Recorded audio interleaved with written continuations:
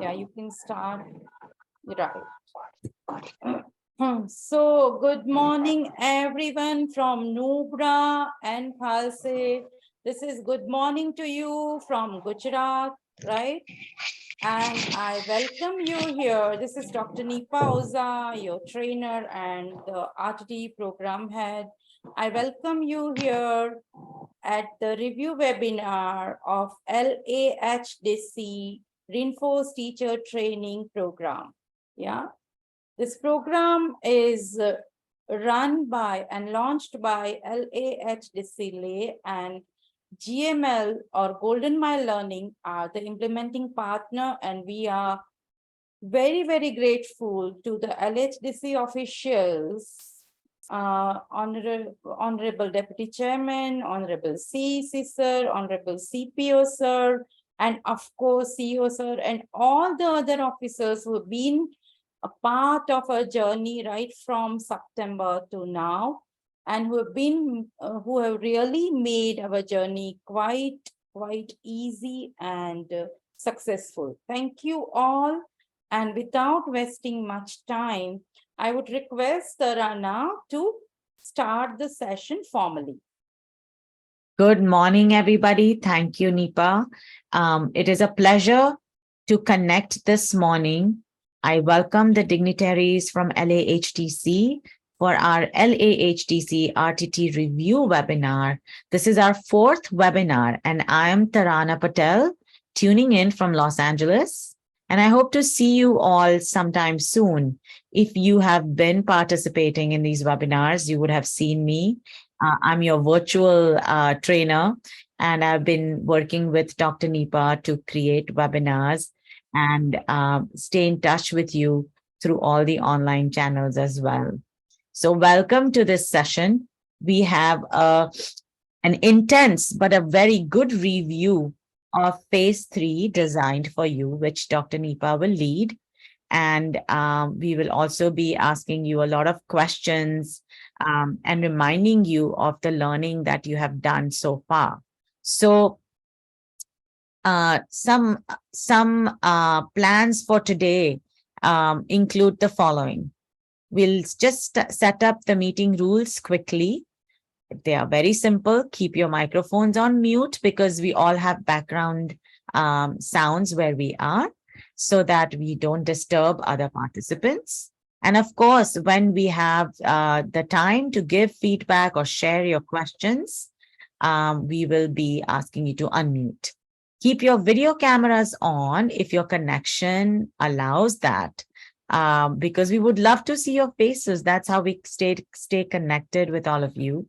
And the format of the session is going to be as follows.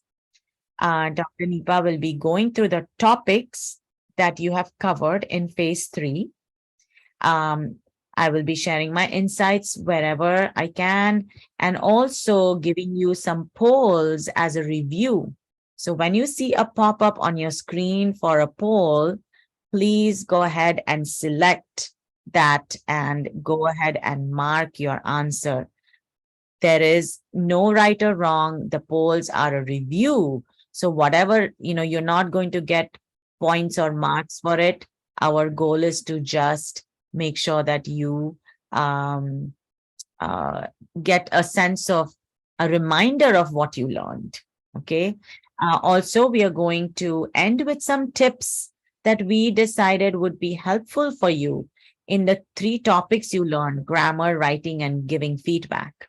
And at the end, we will have some time for your questions and also some reminders about the next webinar. So just to make sure, our session rules again: keep your mic off, camera on. Please participate in the polls. You will see a box pop up on your screen. You have to make a selection when it says poll. I will also remind you again, okay? And if we ask you to raise a hand, there is a little raise a hand menu in the bottom of your screen on Zoom. Only if we require, we will ask you to raise a hand to respond. So far, so good? Okay, moving on. we're going to start with a poll. So tell us, how is your current session going? Are you Full working time. on Yeah. unit assignments? Are you taking your students on a field trip? What is happening right now? We want to know what's happening as the spring comes in and as you continue with your sessions.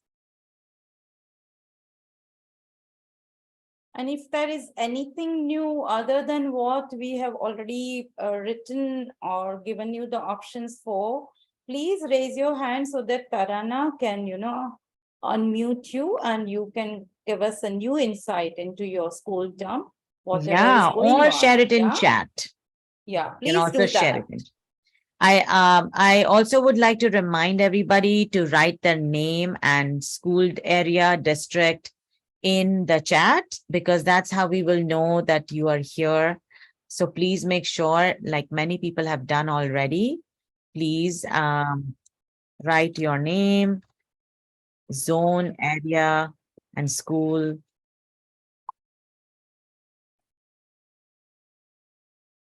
Almost 50% of you have answered. Can I request the others to please answer or pick up an option Yes. from the We're waiting question? for more people to respond to the poll. Looks like everybody is working on assessments. Right. So when is your unit assessment due? Can you just type in the chat box? Exactly when, not the date, but the month. Yeah. I'm also putting my message in the chat. So if that's easier for you, please look at the chat. But when Dr. Nipa is going through the content of the review, please focus on the slides.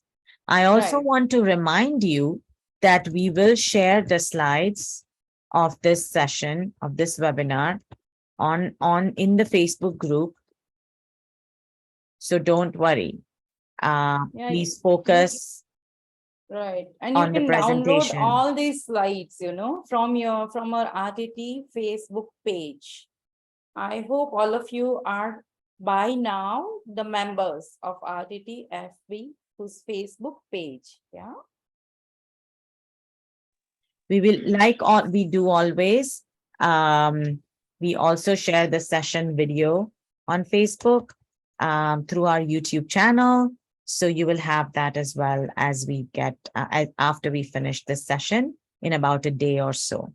Yeah. So in your Facebook Yeah. I'm group. still waiting for rest of you to, attend to the poll and select an option or write your own option in the chat box. Nobody has been on a field trip. How come? That's Maybe only one nice person took too. the class for their field trip. Is it still too Right. cold? No field trips Okay. this season yet. And I'm excited to hear about the projects that some of you gave your students, a new project from the English textbook. So if you want to share, this is a good time. Raise your hand and Yeah. please share with us. Or you could type it in the chat box as well. If you feel that you don't wish to speak, then you can, type your answer in the chat box. That Yeah, also will yeah. do. Yeah, we'll read it out for you so that everybody else, your colleagues, would know what kind of project you are on and how you are helping your students to accomplish that project. It would be great to hear about what project you did. Also, which new method you tried. A Right. lot of you are saying you tried a new method from the last RTT phase. And Just am I write the happy to name. hear that? I'm really, Yeah, really glad. Yeah. So I'm so eager to know which method did you try? Yeah. Please type it in the chat box. Yeah. I'm glad to see more and more people are participating in the poll. We will keep it open for a few more moments as we all Right. set up and settle down before we start the session. May I again request you all to keep your microphone off, but video on. I would love to see you all again virtually, yeah?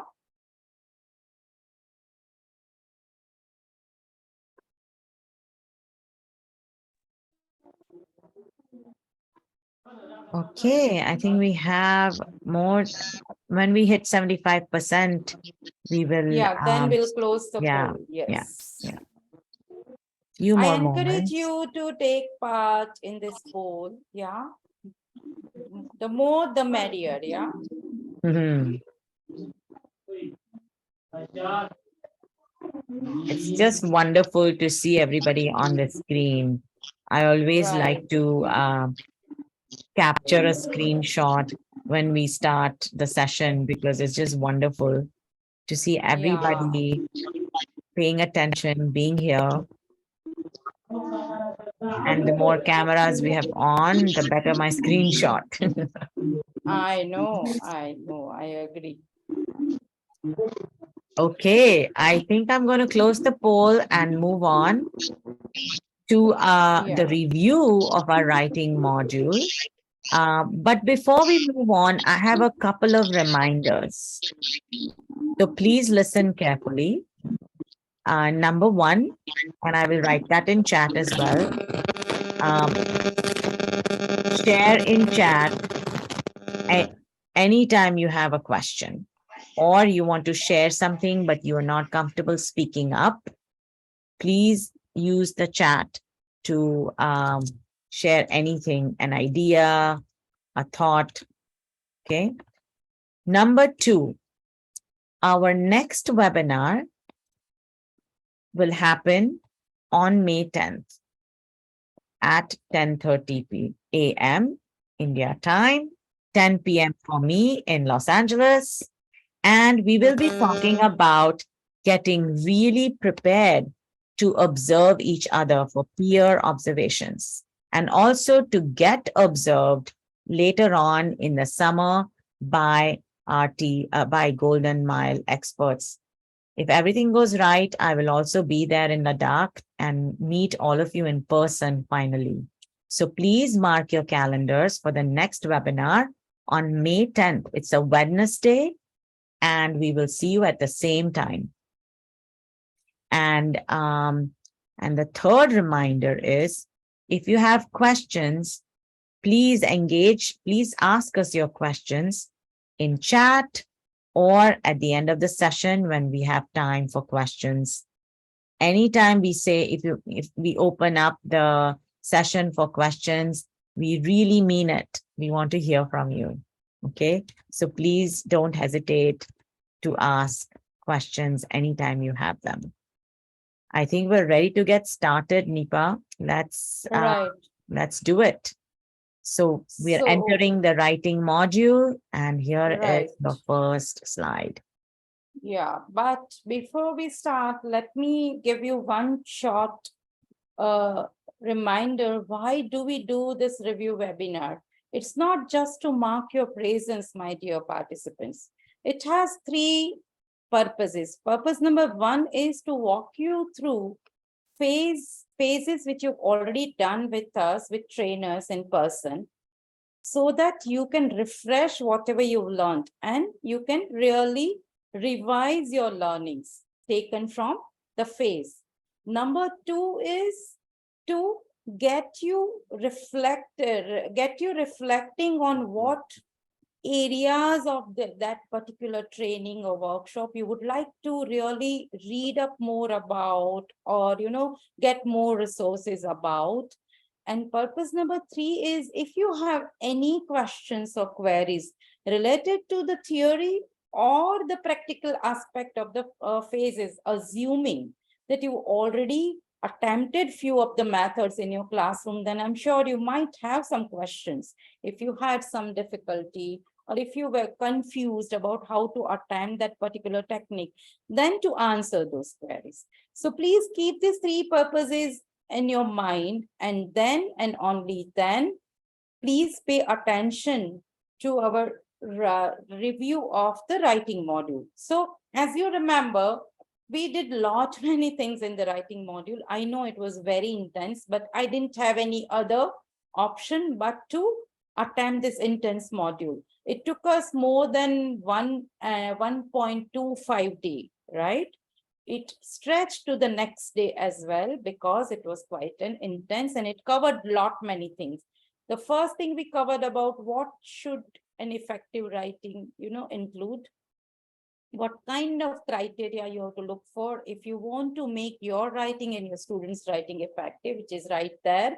And before that, we attempted some free writing in form of I asked you to write 5 things about the external appearance and the qualities of your loved one. If you remember, you took out your mobile, looked at the photo gallery, decided on a photo of your loved ones, and you wrote about that, right? That was a kind of free writing. And this was the first thing we attempted was effective writing. Then we moved on from there to diary writing, formal and informal letter writing, story writing, report writing, not to forget about the main 4 writing approaches for teaching writing, right? The next slide, please. Okay, so in effective writing, we consider these 5 factors, right? That it should have the main idea, any paragraph should have some purpose, the main idea should be supported, and the transition from one paragraph to other paragraph should be very smooth. That's where the coherence and cohesion came in. And of course, it should be error-free, right? Which kind of errors did we talk about? Spelling and punctuation error, grammar error, appropriacy, that is selection of the words, right? All these errors also we talked about in detail, that we should keep our writing free of this. And of course, we just stressed on the organization of the text as well, yeah? So according to this effective writing, I have a poll for you. Let's see how well you understood the aspects of effective writing. The poll, please. So organization of text for effective writing should be, what does it cover? Let's see.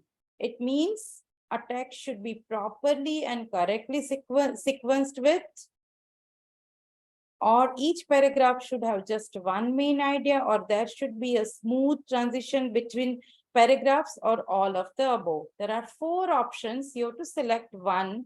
Yeah. Okay, Tarana, what do you think of this? People are thinking it's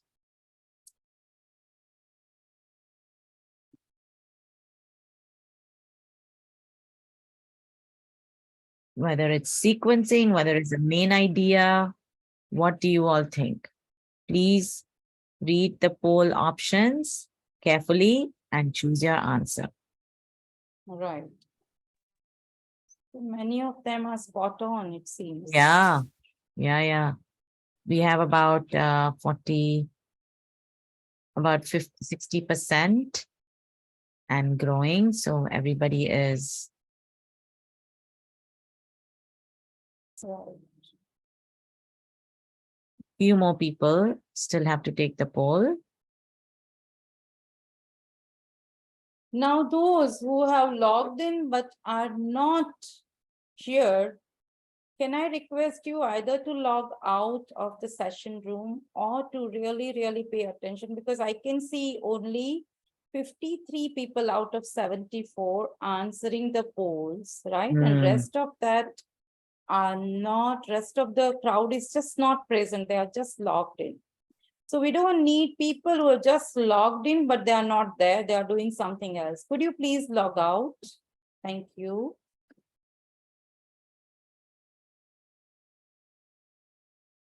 Yes, so we have now 56 people. Out of them, almost 39, 40, almost all of them have answered out of 56. Yes, and let's the look. Majority has answered, Tarana. All of the above. And let's look at, let me share the results with everybody. Right. And that is the correct answer. Right. So in an effective writing, of course, you have to organize your text in the well-developed paragraph, of course, and it should be correctly sequenced, properly sequenced. Each paragraph should have just one main idea. You cannot crowd your paragraph, with 2, 3, 4 main idea. And there should be a smooth transition. And if you remember, we have talked about linkers and connectors for this part, right? Coherence and cohesion. So people who have selected all of the above are spot on, and I'm happy to see most of you have selected that. Yeah. So can we stop sharing the polls, please? Yes. Thank you for participating. Moving on. After we finished what constitutes effective writing, but before that, I made you do a gains exercise, right? Gains means goals, right? G means goals, A means achievements, I is interest or hobbies, N means the social networking sites, right? You use, and S means. So for gains, you wrote everything, your expectation from next 5 years, and it was all about yourself, and you interviewed each other, and then you wrote a blog about your partner, if you remember. That was another way of introducing you to free writing, and you could see the difference between a writing which has fixed format and a free writing exercise, right? And that was a big takeaway for you all. I hope so, at least, that you never start your students with the writing which has fixed format. Always start them on writing with a free writing exercise. So we had total in 3 free writing exercises. First was, of course, you wrote about your loved one. Second one, this blog. And third one, we went on to diary writing. As you can see, we discussed all the features of diary writing. How did we discuss? And then first of all, you had a glance at 3 kinds of different diary writing, right? So there were 3 diary accounts presented to you, and then you decided that these are the features that should be there in the diary writing.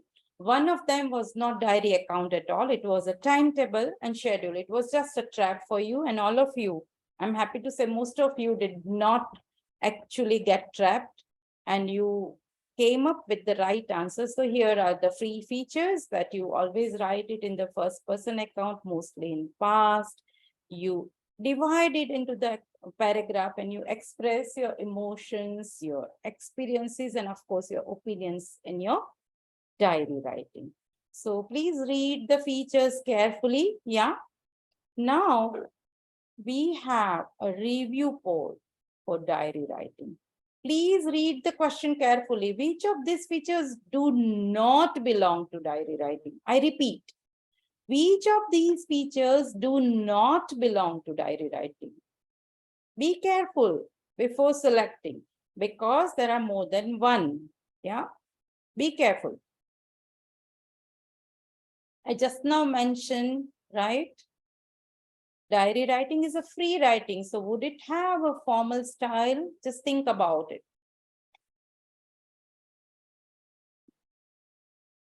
Which of these features do not belong to diary writing?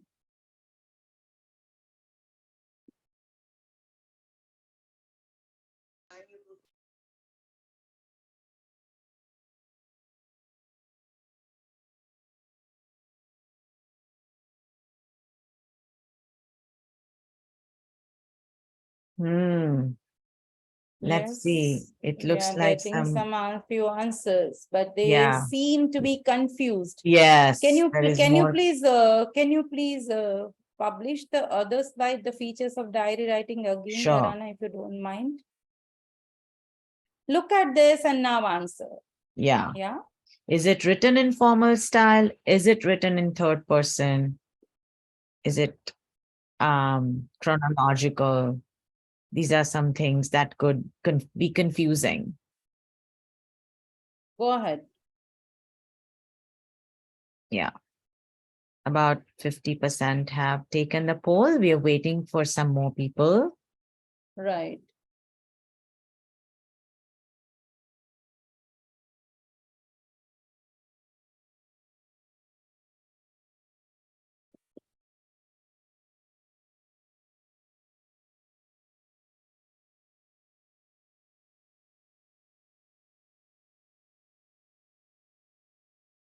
All right. So we have around, So so which 100% of them answered. So yes, I encourage you to type in the chat box. Yeah, which of the features, because here I'm getting some confusing poll, isn't it? yeah, let's share the results and see what it looks like. It's Do all we over the write it place. in the third person? Do we write Do our we read? personal diary in third person? Just think about it. I don't think so. Yeah. And is it formal in Nipa, style? Nipa, she went to a meeting this morning. Would you write? Would I write like that about in my own diary? Just think about it. Yeah. And there's a Huh? big clue in the image here too that we've pasted that's on the slide. It is in first person and it is informal. Yeah. So these two were your answers. Yeah. Mm. These two were your answers. Actually, All of yes. the So it's not just that it's written in formal style or third person. These features don't belong. So you're right in choosing that feature, but actually, all of the above, Nipa, the correct answer is all of the Oh, above. yes, all of the above. None of Yes, these all of the features above belong to diary belong to writing. diary writing. Yeah. Yes. So while you're thinking, maybe you're focusing on one of the feature, the correct answer of this poll is that none of these features belong to diary writing. Make sense? Right? Yes, it So does. So diary I writing think is 21 of them, 34% of them have answered correctly. the rest Yeah. got confused or you just focused on one item. Yeah. Please look at the list again for diary writing to remember that indeed it is in first person, but also it is in chronological order and it's informal. So all of the above. Right. Yes. All of the Yes. above. All right. Next. Next, we move on to the next. After doing the diary writing, after you reviewed those 3 diary accounts, you were given one diary account of a child who had the best day of his life. And then I asked you to write about the same child, but now the topic was the worst day of Ajay's life, if you remember. Yeah. Keep thinking, why did I do that? After explaining all the features and studying all the 3 diary accounts, why was it needed? Just think about it and I'll come back to it when we discuss the approaches, right? Okay. So then we moved on to formal and informal letter writing. For your convenience, we have kept features of a formal letter and informal letter on the same slide. Please read them carefully. We write formal letters generally to the officials, to the organization, to the professional, to the boss, to the colleague, or in your case, to the principals and ZDOs and deputy chairman sir and CEO sir and right, CEC sir, right? It is generally a professional communication, so that's why it is formal. It has a designated format and it has to have a formal and polite tone. Not only that, we don't use slang or idioms, or we even avoid collocations and contractions, right? And no question marks. Whereas informal letter, as you can see, it's just the opposite. We write informal letters to our loved ones, to family and friends. Yeah. There is use of informal language and we are allowed to use contractions. Of course, not slang. With proper thought, we use slang, but idioms and collocation, everything is allowed. It's a personal communication. So it doesn't have any fixed format, right? Another thing is we can use short, simple sentences along with very few compound and complex sentences. But in formal, we need to have our sentences, which of majority of them should be compound and complex. The order of our writing should be very neat, yeah, and it should be brief. Whereas informal letter, you can write to your friend or husband or wife 3, 5, 7 pages. Nobody's going to stop you. That is the difference. Yeah. Next slide, please. So now we go to a poll which talks Hmm. about the features of formal and formal informal letter. writing. Yes. So please select. More than one choice is there. So please select whatever options you think. Which of these features of letter writing belong to formal letter writing? Yeah. Choose carefully. This is easy. Yeah. Good.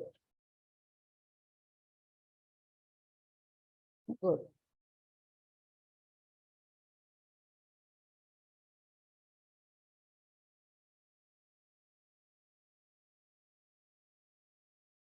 Think carefully, is the use of contractions okay in formal writing? Think about it. The You two just now people, saw the slide. Yeah. yeah, I can go back. It's an open book exam here. Right. Actually, this is not even an exam. We are just trying to help you remember Yeah, whatever you memory. learned during the writing module during phase 3. Think about it. Do we write formal letters to our friends, family, and loved ones? Do we? Just think about it.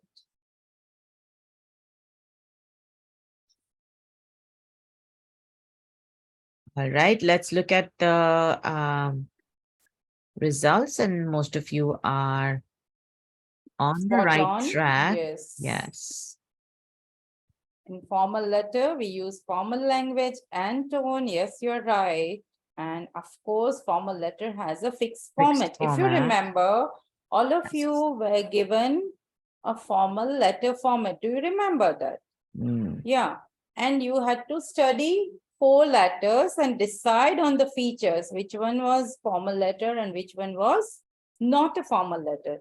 That exercise was followed by a formal letter of complaint, yeah, which you had to complete. You had to put it in order. Sorry, not complete. You had to put that letter, the sentences in order, if you remember. And then we had discussed, why did I give you this exercise? Rather than making you write a formal letter after discussing the features of formal letter, why did I make you do this? Yeah. Mm. So just remember that you'll get the answer when we discuss the approaches. Yeah.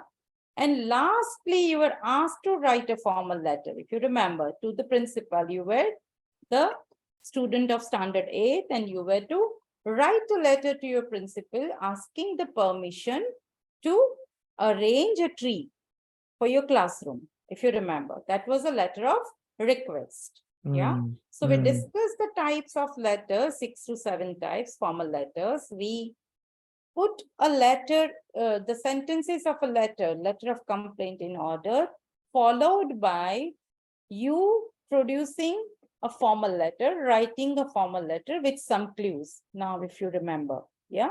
And that's how we concluded how to initiate our students into writing formal letters. So can we move on to the next slide, please? Yes, we are moving on to story writing now. Okay, this was the most interesting part for me, if you ask me, because I started it with distributing 3 kind of, picture prompts to you. And my simple question was, which prompt is appropriate for primary school students, which prompt is appropriate for middle school, and which prompt you would use for high school students. But the tougher part was you had to answer, why do you feel this prompt is appropriate for XYZ grades, right? And there we had, I mean, in one couple of batches, I had such animated discussions, and I was so happy that they were trying so hard to prove that their choice was right. And some of them came up with such innovative ideas from the same prompt. And that's what I wanted. That's what the workshop was for, right? Mm. So if you remember, afterwards, you were asked to look at the pictures and create a story. But there again, I, differentiated. I asked one group to create a story appropriate for a primary student, create a story appropriate for a middle level student, and create a story appropriate for high school student. If you remember the Golden Goose, the all way too well known a story, but the variations I found among your groups were amazing. I mean, some of you attempted idiomatic language, some of you attempted phrasal verbs, and still it was so enjoyable to see that according to the grade, many of you were able to differentiate between the grades successfully, and you created some beautiful stories with some amazing vocabulary. So thank you for that. And we had the discussion about what kind of prompt, and first of all, why should we introduce our students to story writing. And I started with storytelling, that everybody loves to hear a story. Non-fiction or an essay, reading of an essay never excites our students. It doesn't even excite us. Imagine adults.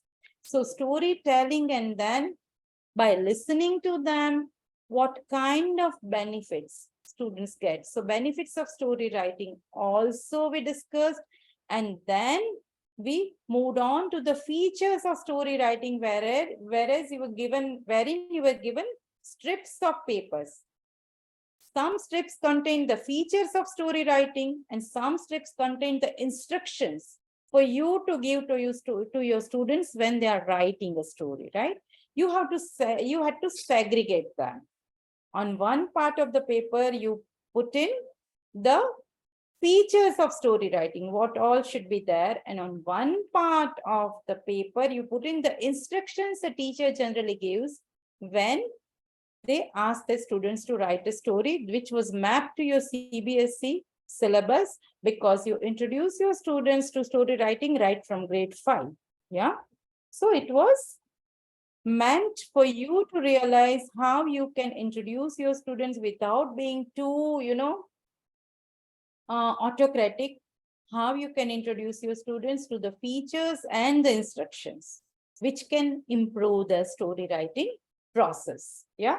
So as you can see, it's right in front of you, the features of story writing, right? Generally, we write in past tense or use narrative tense, third person accounts. And of course, here the events are written in the chronological order. That is, according to the timelines they happen, right?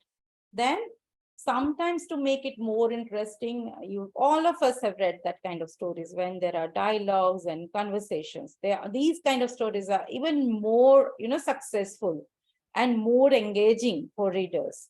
And we use time words such as once upon a time, one day, a long time ago, centuries ago, and so on. We have discussed this in detail, so I'll not waste our time in describing the features. But anybody remembers the benefits of teaching story writing? If you do, please write it in the chat box, at least one benefit. What could be the benefit of teaching your students writing of a story? Why do we teach story writing? And why has NCERT included story writing right from standard 5th to 8th? Why? Think about it, because we have discussed all the benefits. Can anybody remember at least one? Please type it in the chat box. You have just 30 seconds to type, then otherwise I'll move on. And I would suggest that go home and read up the benefits of story writing. It's right there in your workbook. Or if you made some good, notes, then it would be there. Improving sentence structure and vocabulary. Nice. Sharing lens, very good. Anything else to enhance creativity? Sharing angle, excellent. Imagination, superb. To improve creativity and imagination, yes.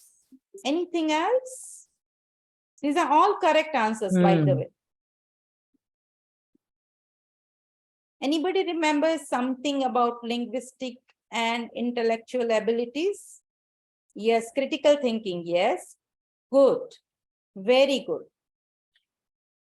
Good and accurate answers. Yeah, so I had listed more than a dozen benefits. I would suggest that you go home and refer all of them. Yeah, but most of the answers which you posted here are correct. Yeah. So Yes, can we move improving. on to the next poll, please? Yes, absolutely. Let's see.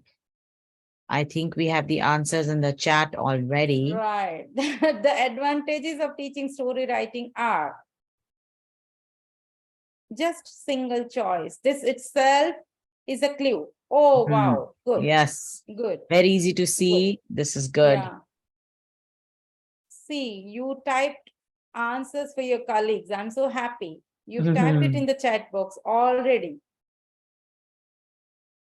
So think of if there is all of the above and all the statements are correct and applicable, you choose all of the above as the correct answer, right? Right. And Yeah. so just think about that for people who are marking. I'm giving away the answer, but I I think this know. one is pretty straightforward. So there are 80 people present, 81, and only 77 are answering or trying to answer the poll. May I request the rest of you? Sorry, 53, 54, yes. Please go ahead and answer the poll. It will give us a chance to analyze how many of you really are comfortable with the advantages of the story writing and the whole process of story writing. Yeah. Go ahead. There are only 59 people, 61 people. Yes. Please go ahead and answer the poll. Development of learners intellectual and linguistically encourages imagination, a powerful tool for improving vocabulary, grammar, and sentence structure, or all of the above. Very good answers. You've already posted it in your chat box. Yeah. A lot Yes, of good go answers in ahead. the chat. Yeah. Only 58 people out of 77 are very much present and answering. Can I encourage you, all of you, to participate in the polls, please?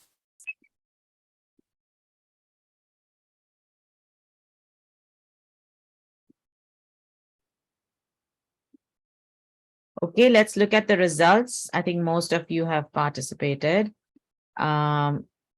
This one was a giveaway. It was quite easy to capture. Indeed, it's all of the above. And story writing can really open up so many things.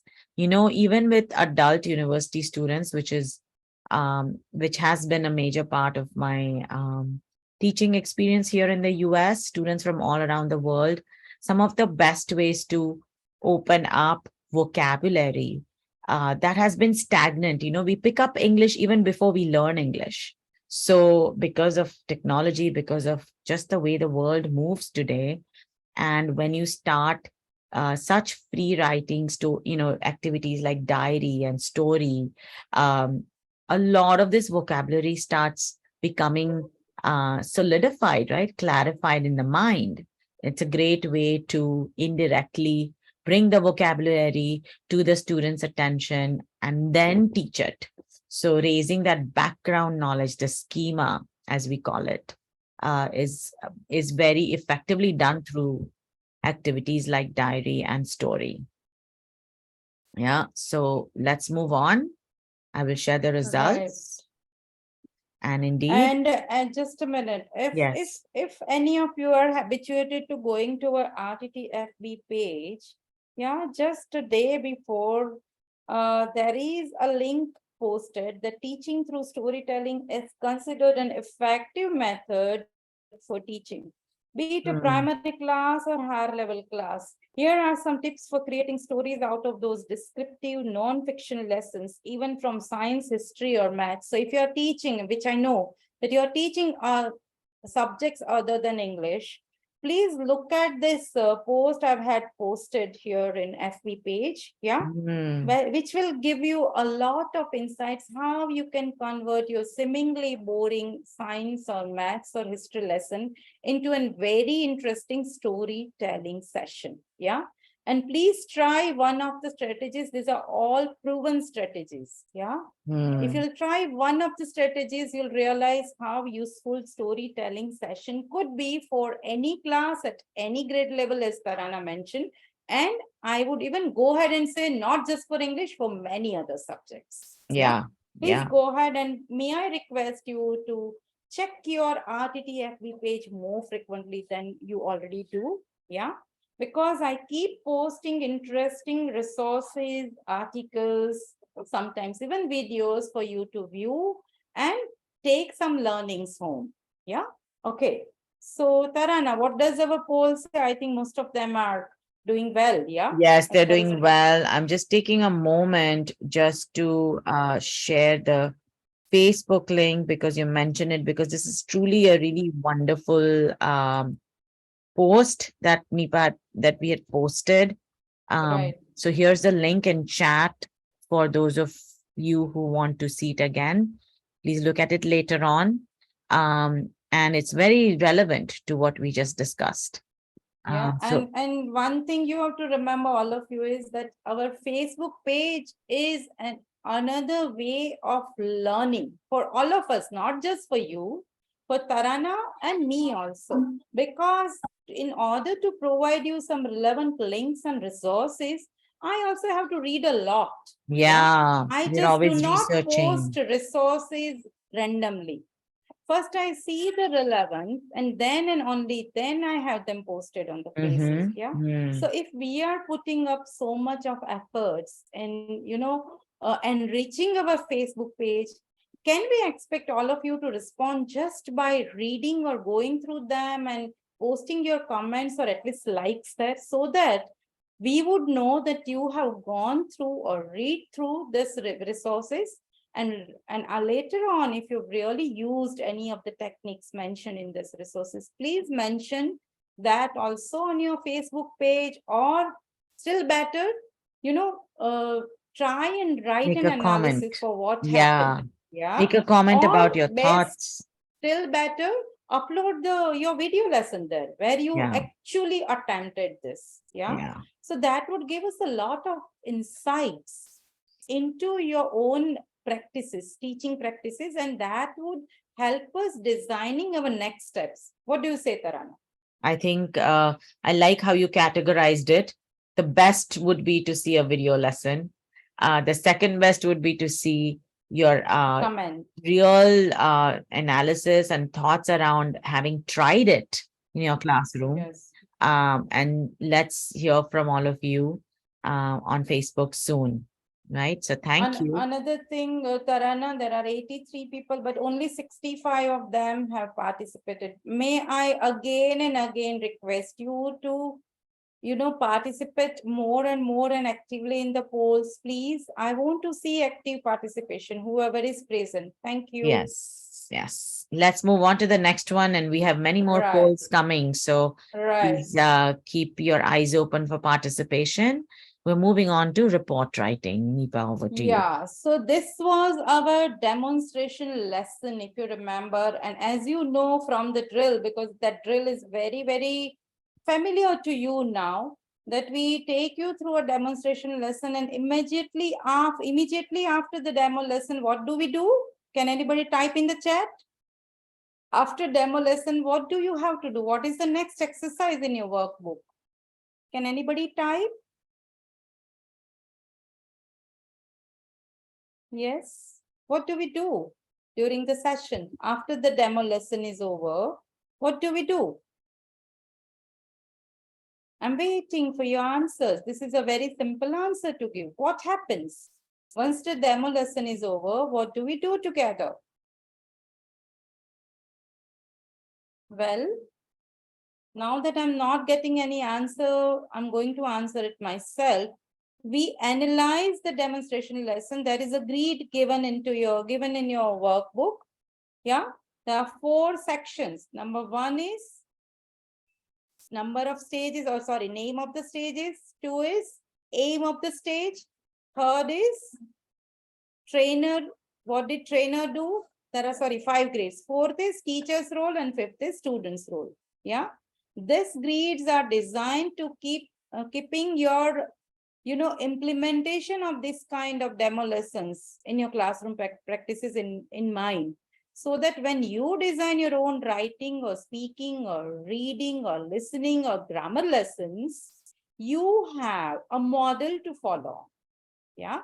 So any demo lesson is always followed by analysis of the demo lesson, right? And this time we had given the analysis as a homework because we've done it 4 times together. Yeah. So many of you showed me that analysis also. So thank you for that. But those of you who have not done the analysis of the demo lesson, can I request you to go home and really do it in your workbook? That would help your instruction practice. That would inform your teaching practices, right? So Yeah, in the and demo lesson, yes, Nipa, I Karan, go wanted ahead. to add that, this analysis, the activity, the actual act of analyzing a demo lesson that you've seen, if you've never done it, or if you've done it once or twice, the third, fourth, or the 57th time you do it, every time it gives you so much insight. Not only Exactly. because that demo lesson has informed you, but it'll give you little insights on your own ways of teaching, how you're organizing the teaching, how you're engaging the students, how you're giving feedback. So Exactly. please really follow what Nipa is saying. I vouch for it. I like recording my own lessons even today. I record my phone calls to sometimes Zoom meetings, and I go back and we look at where we are. There is always something to learn, no matter how far you are in the journey. True, true. I couldn't agree more, Tarana. Yeah. So we started this demolition lesson with a video. If you remember which video was it, could you type it in the chat box? What was that video? Do you remember? Which video did you see during the writing module? Do you remember one during the demo lesson? News reporting. Excellent. It was Train a train accident. accident. Super. It was a real video, news video of a train accident which really happened on 13th of January 2023. It was a real-time incident, right? After that, what did we do? Can anyone type? I'm getting encouraged now that I'm getting answers from you. What did you do after watching the video? What was the next step? Anybody? Can you type? Role No, there play. wasn't any role play. No, no. What did you do after watching the video? You were asked some questions in the workbook about what you noticed in the video, and then what was the next step? You were given, yes? Yeah, you wrote the main idea and all, answer the question, but next. Read the written news report. Thank you, Saring. Yes. You read the written news report. Yeah. And why did I give you the same news report in the text? Because you already watched the video. Didn't you feel I was wasting your time? Yeah. Why did I give you the written news report? Can anybody type in the chat box? What was the aim? If you analyze the lesson, the answer is right there in your analysis. Why did I give you a written text? Excellent. Yeah. Spoken report and written news report have differences. So Differences. what did you do? Afterwards, you decided and discussed with the help of the questions mentioned in the workbook, what are the differences between a spoken text and the written text? Do you remember? Yes, you spotted the differences. Thank you. Very Mm, nice. I'm mm, getting some very good answers. Thank you for letting me know that our labor is not in vain. Thank you. mhm. Yes. So you spotted the differences, and afterwards, what was my third step? What did you do? After spotting the differences in the written text, how did you come up with the name report? Was there any clue in your workbook? Yes. How did you come up with the name report? Because I did not mention it at the start of a demo lesson that I'm going to teach you report writing, if you remember. Yeah. So how did you manage to know that it is a report? Anybody, please type in the chat box. You are on the right track. Don't worry. This is not an exam. I just want to see how much of that writing module is actually etched in your mind. That's all I want to see. So how did you come up with the name report, and how did you find out about the features right here on the slide of report? Did I tell you that this is feature number 1, feature number 2, feature number 3? Did I say any such things? If not, then how did you find that out? The next step, look at the analysis. What was the next step?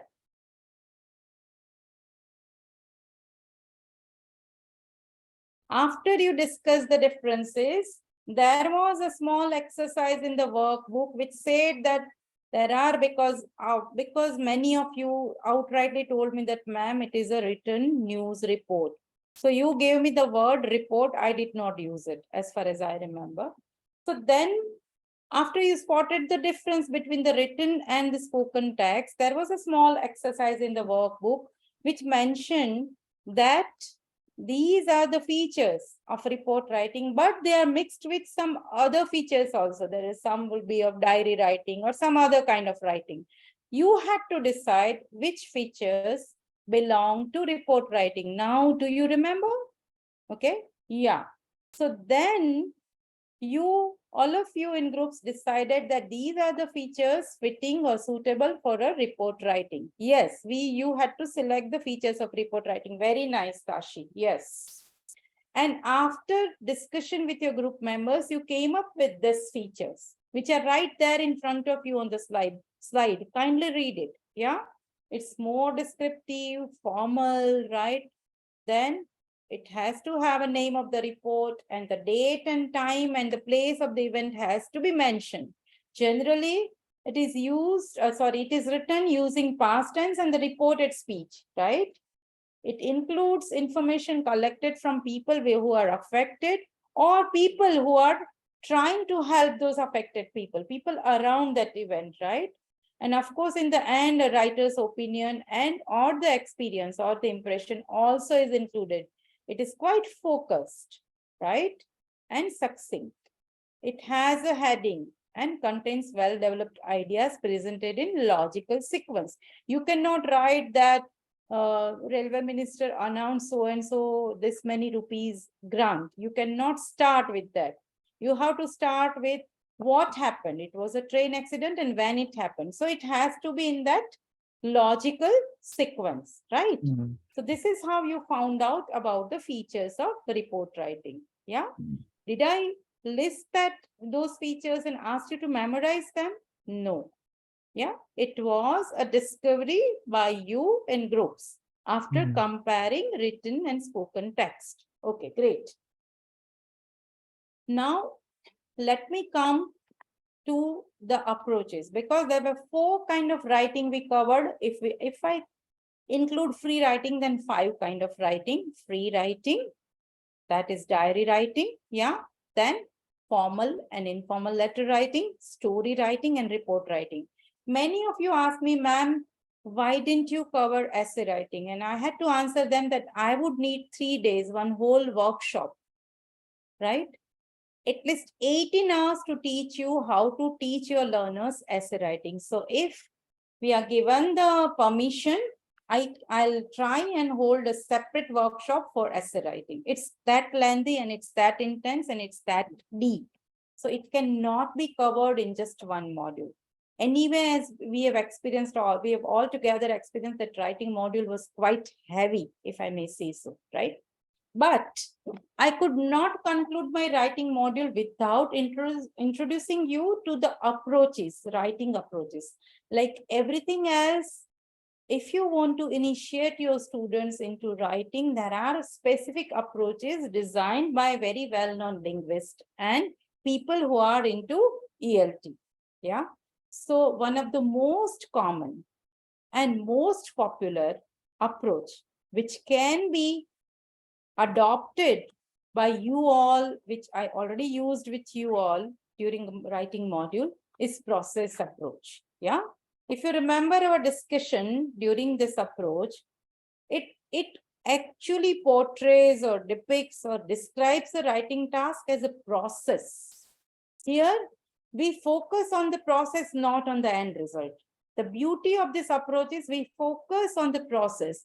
We initiate our learners into teaching how to write anything, be it all the items I mentioned, or be it a research article if they are high school student, or be it an essay if they are middle school students, be it an argumentative essay or descriptive essay and so on. Yeah, problem solution essay, or be it a story, detailed story about their own life.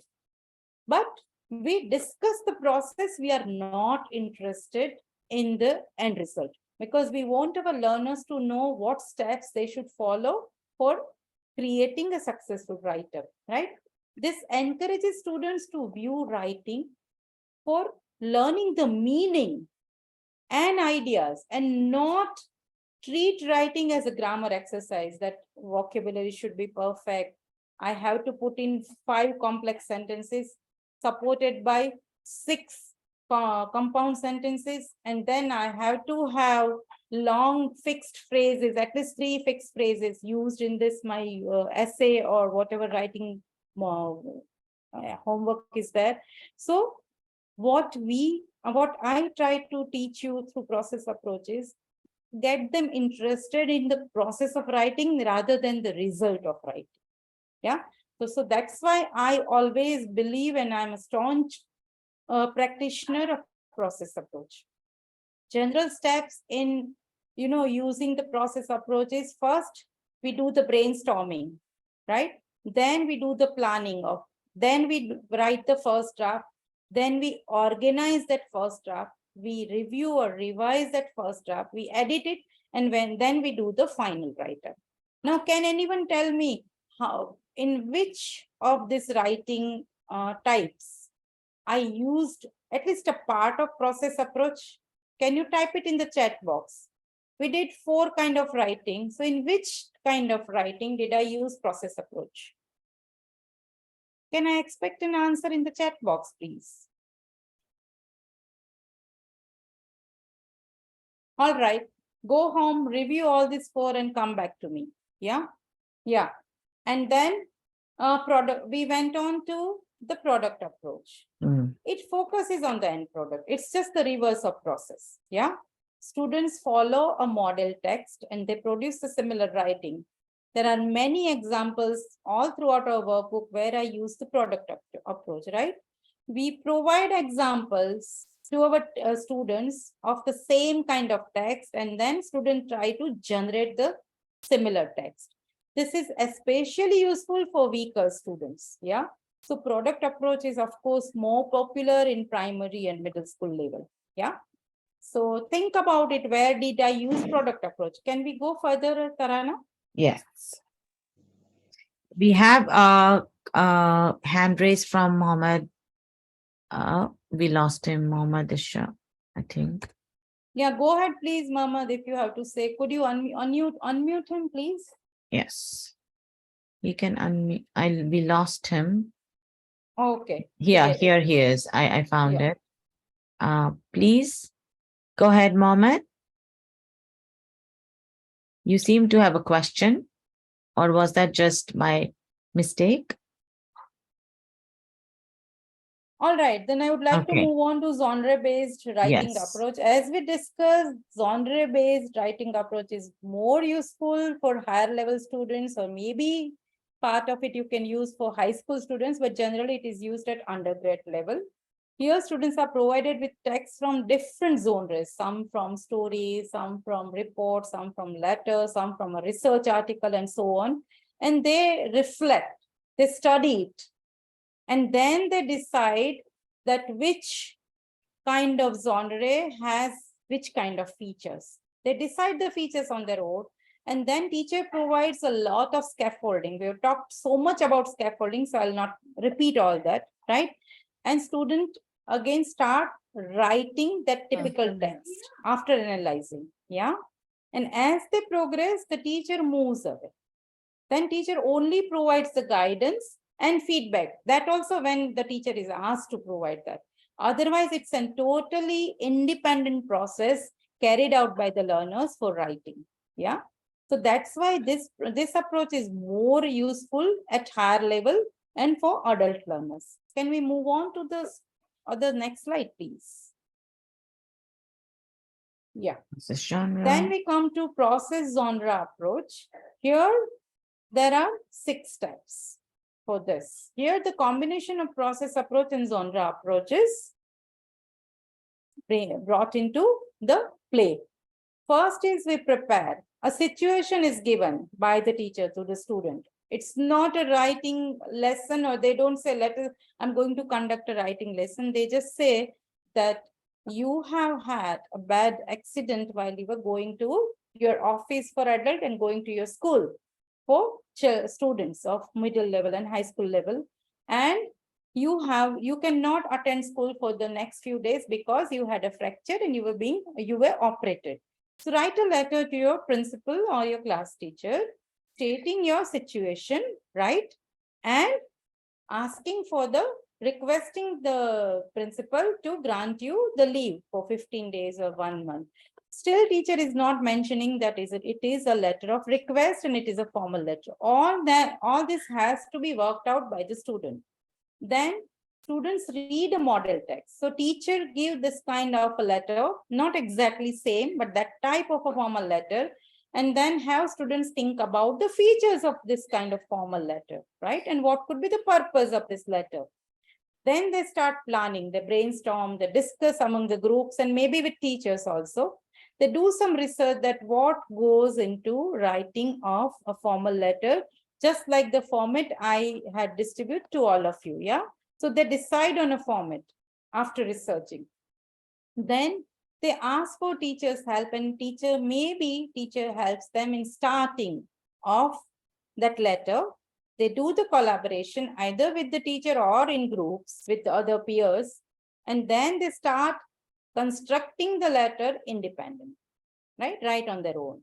And then they revise, edit. Again, this is a process approach. They revise, they edit, and then they give it to the teachers for checking, or maybe to the peers, right? So this is how process genre approach goes. Yeah.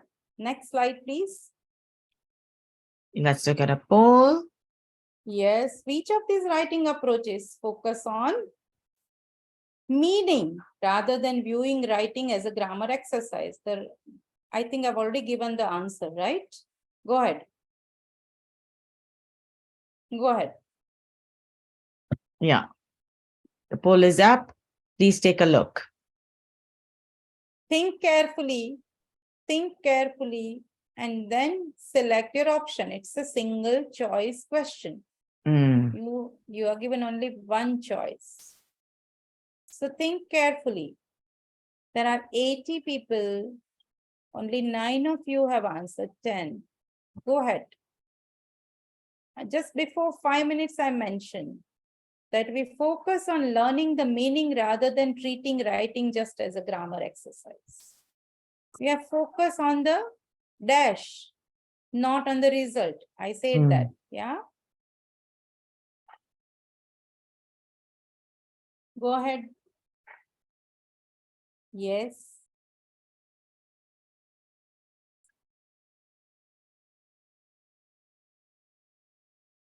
"31 people have answered yes." Go ahead. 40%.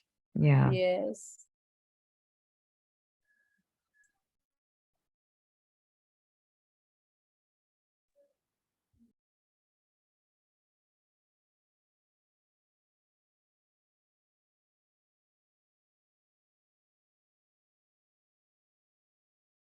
And we see, Nipa, how, the the terminology also often confuses us, whether it's product, Right, process, or genre, or process genre. I think that's right, very important to keep reviewing and keep exactly. having clarity that, genre and process genre have subtle differences.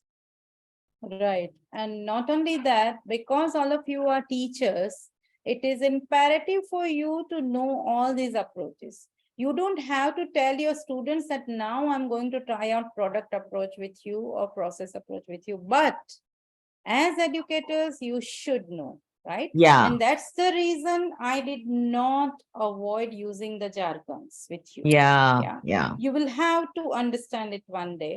And if you look at the resources or the links given at the end of your workbook, you'll find some very useful articles or a book where you can read in more detail about all these approaches. Yeah. Mm, mm, Especially the first two ones. Yeah. yeah.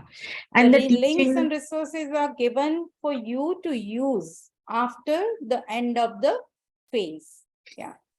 And the teaching techniques for each approach have Right. overlaps, right? Right. So Exactly. it's a matter of how you are, making yourselves more and more comfortable in your clarity as the teacher of how each of these approaches can be taught and what can overlap, what parts of each of these setting up the activity and the learning in each of these approaches are common, right? And which Right. ones are not common. Right. So the correct answer is, I think 75% of people have answered. Out of 78, 59 people have answered. The Let's give the correct, yeah, please go answer on. is process. Yeah, it's the process approach where we are concerned with the process and learning the meaning rather than viewing writing as a long grammar exercise, tedious grammar exercise. Yeah. Yeah, so we So the had a correct tie, answer is, Nipa, between yeah, process and process genre. Let's clarify that. And that's exactly what I think I was referring to, where right. there is that subtle difference. So Yeah. could we just clarify why for our poll, why are Hmm. some people confused between process and process genre? See, process genre is the combination of both the approaches, right? Yeah, yeah. But process in itself it is a standalone approach. And I started with process, if you remember, that this is one of the most popular approaches for teaching writing world over. Yeah, because it does not serve the writing piece on a platter to the student. It encourages learner to dive deeper, decide Include. how exactly that he or she can, progress in writing that specific piece or specific text. And it encourages critical thinking and analytical skills Mm, among the learner. And of course, it encourages learner autonomy. yeah, Yeah. So yeah. process approach is very important. Next comes the product where you give everything served on a platter to your student. Yeah. So as I mentioned earlier, it is very useful for very weak students or weaker students. Yeah. So my suggestion to you, especially for Ladakh, is start with product approach in teaching writing in classes. Yeah, because we know that all of our students cannot, manage or cope with the textbook and the kind of writing and the level that is expected by the NCERT. So start with product approach, but lead them towards process approach in the Mm, end. That would be my tip to you all. Of course, makes the sense. rest of the two approaches are out of question in your context. I mean, the kind of students you cater to, we all of us know that they need a lot of help from us. So in genre approach or process genre approach, generally learners find out everything by doing research, discussion, and brainstorming. So that's not Mm, going to happen in our classes. We know that. Yeah. mm. So So we'll would you? not waste our time in Mm, doing this, but we'll start with product, of course, leading them to the adoption of process approach without telling them that I've started or I'm giving you product approach right now, and then I'll lead you to process approach. Just do it in your own subtle way and design your writing lessons in a way so that you initially provide a lot of help rather a ready-made text for them to write. Yeah, if you remember, you had to write the worst day of a student's life in a diary. That was product approach. Yeah, it was right there in front of you, the whole text. You just had to use the antonyms and your text was ready. You didn't have to lift a finger. Yeah, but So for in this process poll, approach, yeah. yes, sorry about to interrupt, but I was thinking in this poll, the both answers would be acceptable, right? That as far as the focus on learning meaning is concerned, No, no, both answers will not be acceptable because in product, the students don't focus on meaning, mm, Tarana. They just mm. focus on the end product. No, I mean Okay. process approach and process genre. I think that's the Yeah. Process genre, these two are quite overlapping. Yes, right. definitely. And therefore we have Definitely. common, almost a tie Elements. in the Yeah. understanding. Very Yes. good. There are many common elements here. Yeah. Yes. Shall we Yeah. move on? Please. And now we move on to grammar and just a quick reference to the phase 2 grammar module that you did before we move on to the grammar 2 module that was done in phase 3. So over to you, Nipa. Right. So in phase two, we did what kind of teaching approaches we, adapt for teaching grammar, inductive and deductive. In deductive, we discussed at length what is PPP. Can anybody write in the chat box what is the full form of PPP?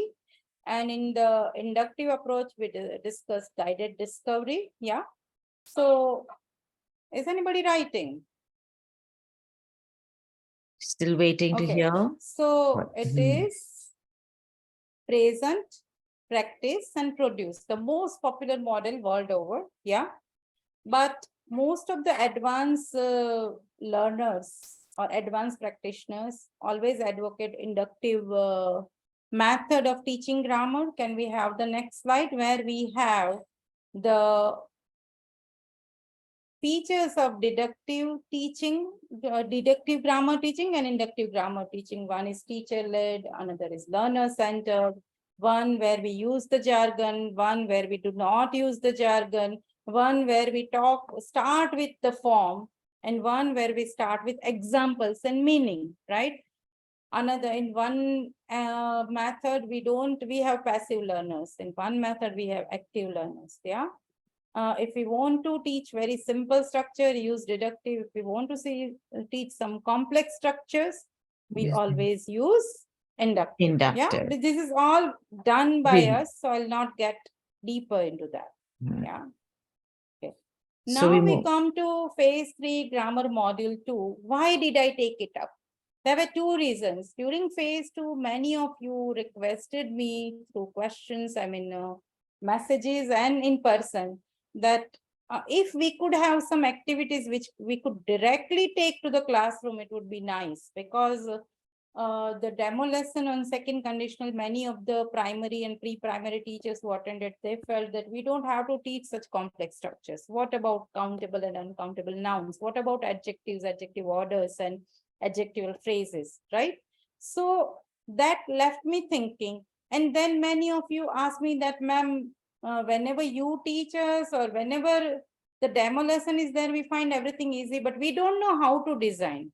What goes into a grammar lesson designing? These two factors were the drivers for me to design this grammar module 2. By the way, module 2 has been taken from Penny Yor, a very well-known ELT practitioner and author. She is still a teacher, English language teacher, and very successful at that one. And she is very, very original in devising activities in the classroom. So all the activities have been taken from her book. And this this module is all about what goes into a grammar lesson designing. So shall we move on to the next slide? Yeah. There are two essential characteristics of a language practice task, that is grammar. Yeah. So can anybody tell me which were they? Okay. So first one is clear objective. You should have a clear objective of the activity you designed for teaching grammar items. And the stress should be on non-linguistic goals.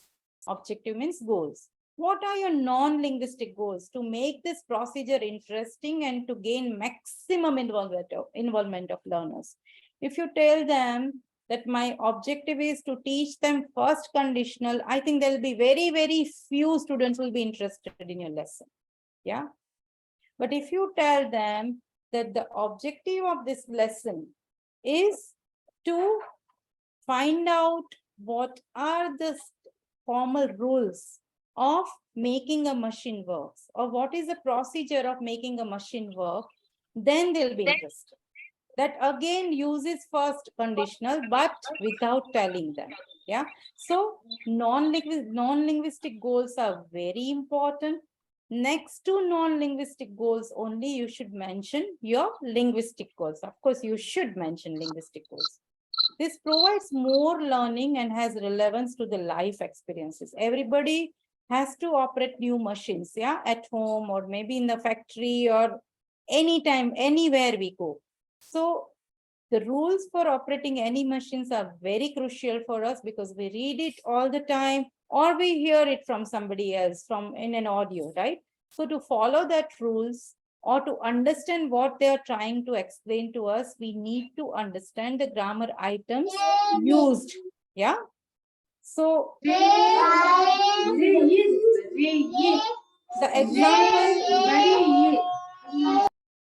examples of giving clear non-linguistic objectives are to solve a problem, to get someone to do something. Can I request Yeah, all of please you mute. to keep your microphone on mute? I'm trying to mute all. Just 1 second. Please mute them all, yeah. Yeah. So examples are of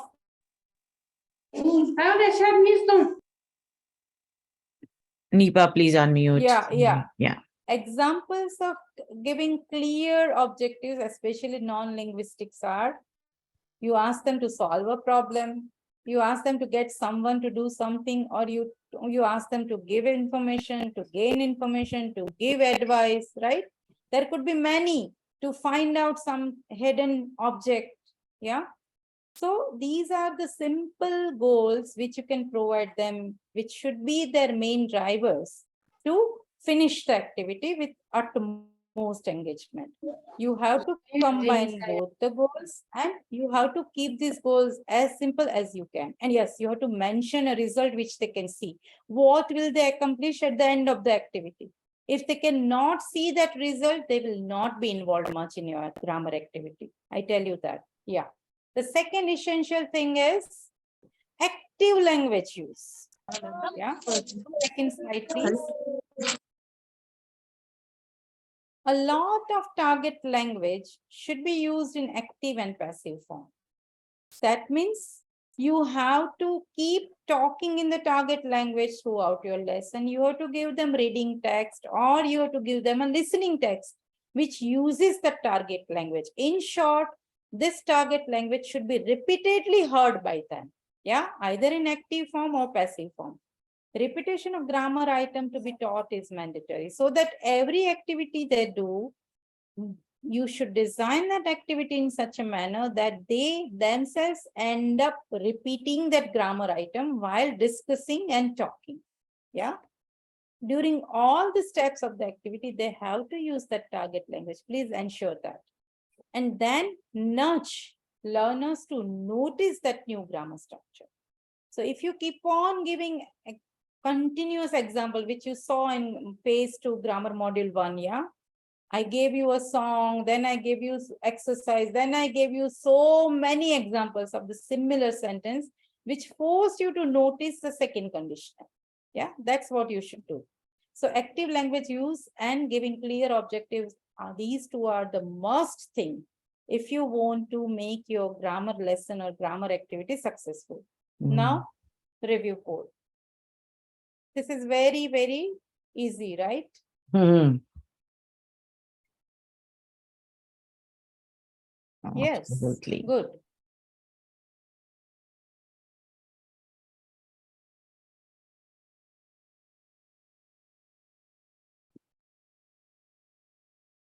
Yeah, there are other factors, but the ones that we just discussed are clearly the two key crucial characteristics of a good grammar task. So I'm going to leave this poll open for a shorter time because it's a very Yes, easy one. yeah, And let me share the results. They're quite yes, obvious. yeah. So clear, objective, and active language use is the correct option. Yeah, Mhm. Yeah.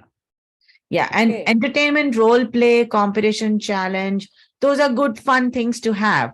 But in terms of sound pedagogy, like effective teaching, these two are the matters at hand, right? These two are the concepts that you have to remember in your practice. right. Okay, let's move on Next, yeah.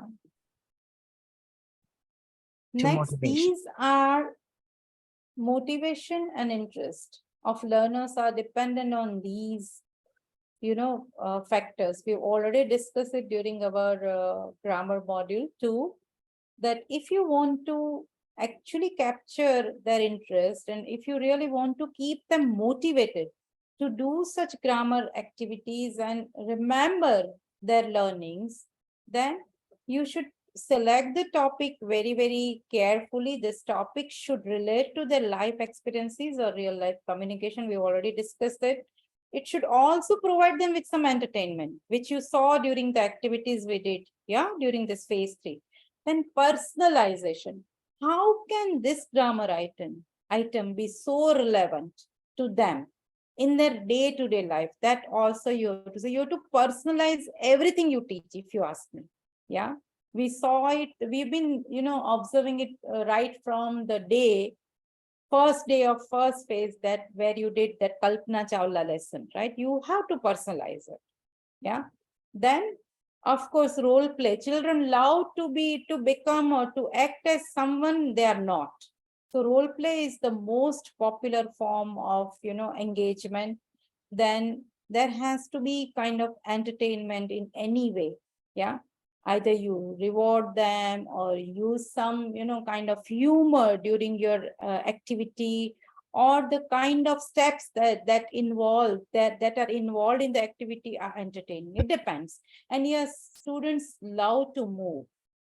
So please try and design an activity where movement is included. Competition and challenge, we have done it all in all phases, like in form of rewards.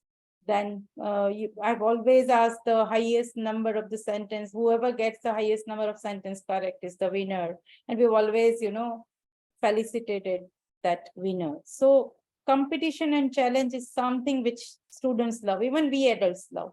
And visual focus. Yeah, remember, go back to all phases. You would have had some visual focus for each kind of activity we conducted. Yeah, be it in the form of poster, picture, video, depends. Yeah, but you have to have visual focus. So these 6 things are very important for you to include in your grammar task or activity you design. Yeah, apart from those two were the pillars.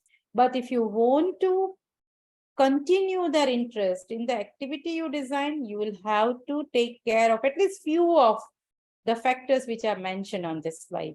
Next slide, please. Okay, we did an activity called pulmonism. Yeah. Without losing much time, let me tell you, it's a memory game. Yeah. Any activity that students have to complete by memorizing objects. It can help learners who have a strong visual or spatial intelligence as it exploits physical objects. We did that during a countable and uncountable noun exercise. I gave you the pictures and you had to remember and match the pairs of the pictures. Yeah. So that was a memory game. Yeah, and all of us enjoyed it, although it was a very basic, part of speech exercise, but all of us enjoyed it. All of you wanted to score as many pairs as possible, as far as I remember. That's pulmonism.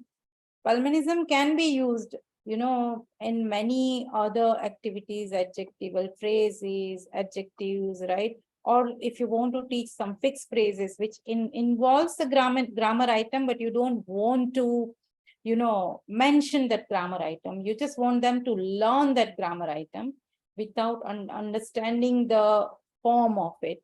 Then also Palmanism is a very, very good activity. Yeah. Next.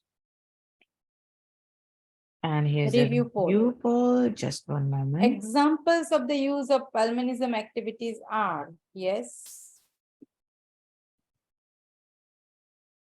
Go ahead. Yeah, go ahead and look at the poll and see And think Mhm. with your, with just use with your normal common sense that in what kind of activities you can use Palmanism. You will know it immediately. Good. Getting some good answers here.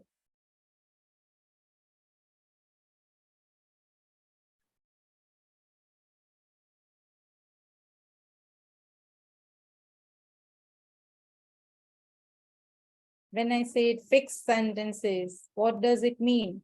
Remember the language of apology, which you already have that as a printout. Yeah. I'm so sorry to inform, right? Let me apologize for this lateness of mine. You have all these fixed phrases. What do they call? What do we call it? Language of apology, language of advice, giving direction, language of request. What do we call them?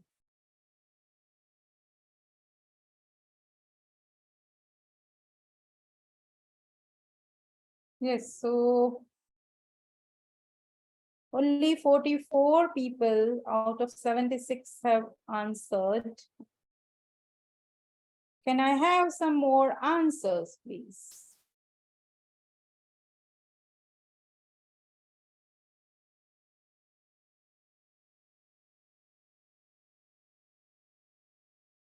Yes, somebody has written functional language. Yes, that's what it is called. Very nice, Kashi.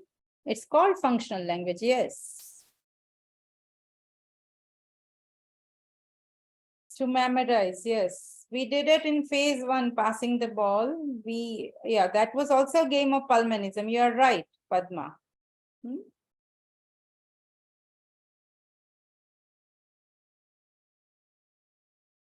So we have answers of 57 people. I think we can close the poll now.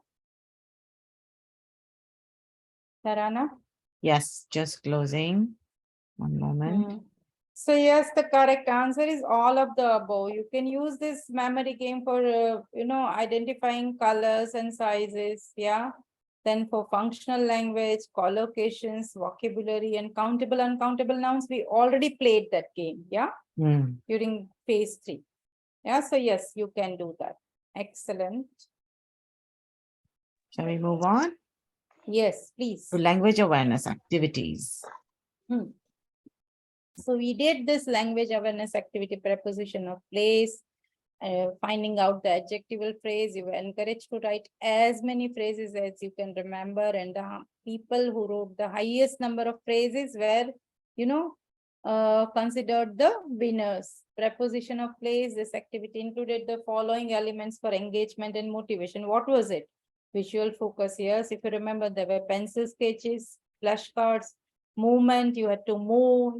There was a challenge in competition. You had to find a correct pair of for your picture. And there was a lot of entertainment because the kind of questions you were asking each other were quite hilarious, if you remember. Yeah. The same way for adjectival phrase, there was a visual focus, competition, there was critical thinking involved, activation of your prior knowledge, that what phrases can you think of from the word cold? Yeah. So what phrases can you think of from the word long? So some idioms also came into place, and it was like giving cold shoulder to someone. Yeah.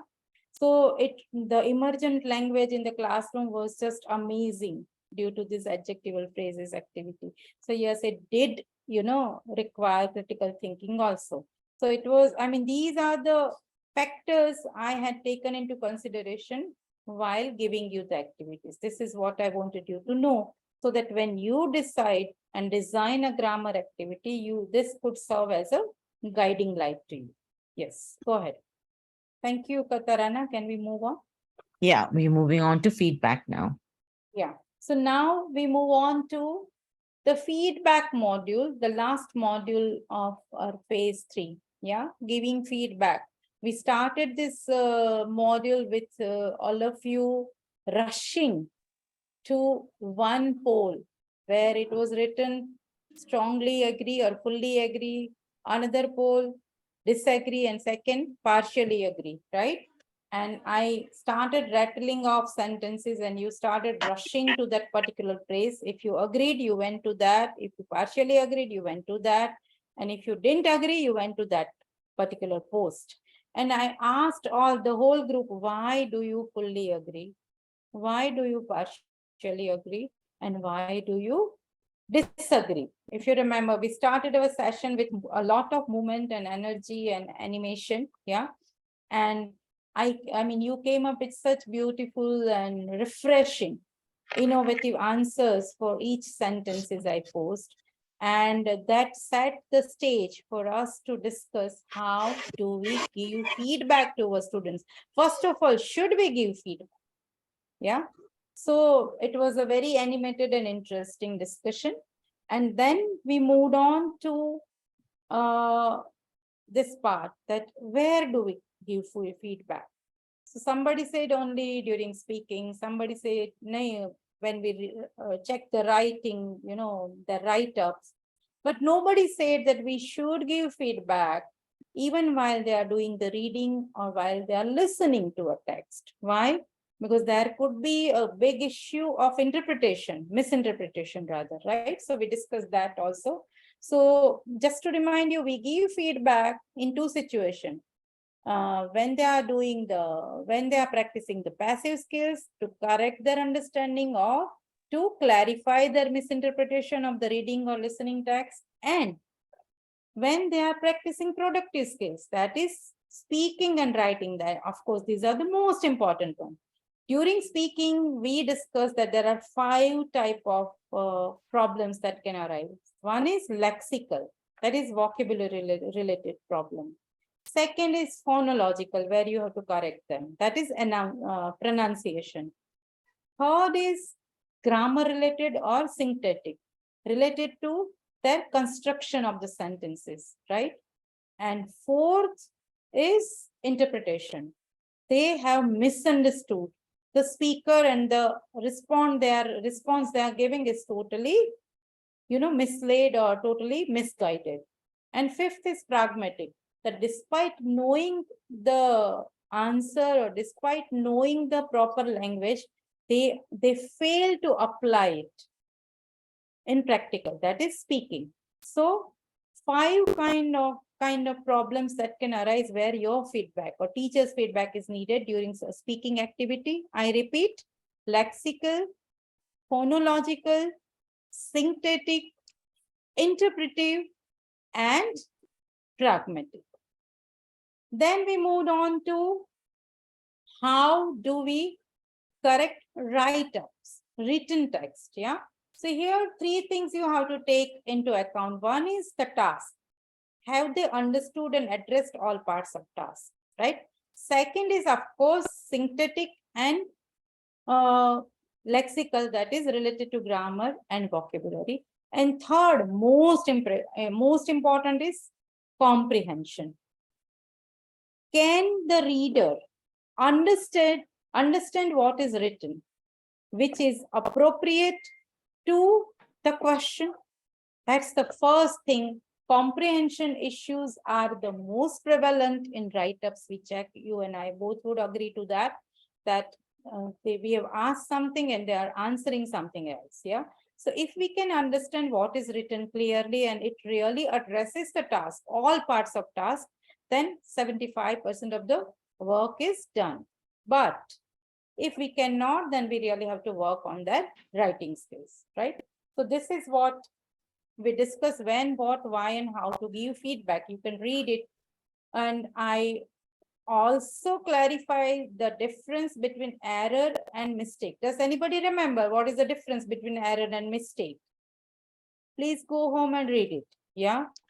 Correction by teacher as well as peers also is advisable. Not every time a teacher only has to jump in and correct.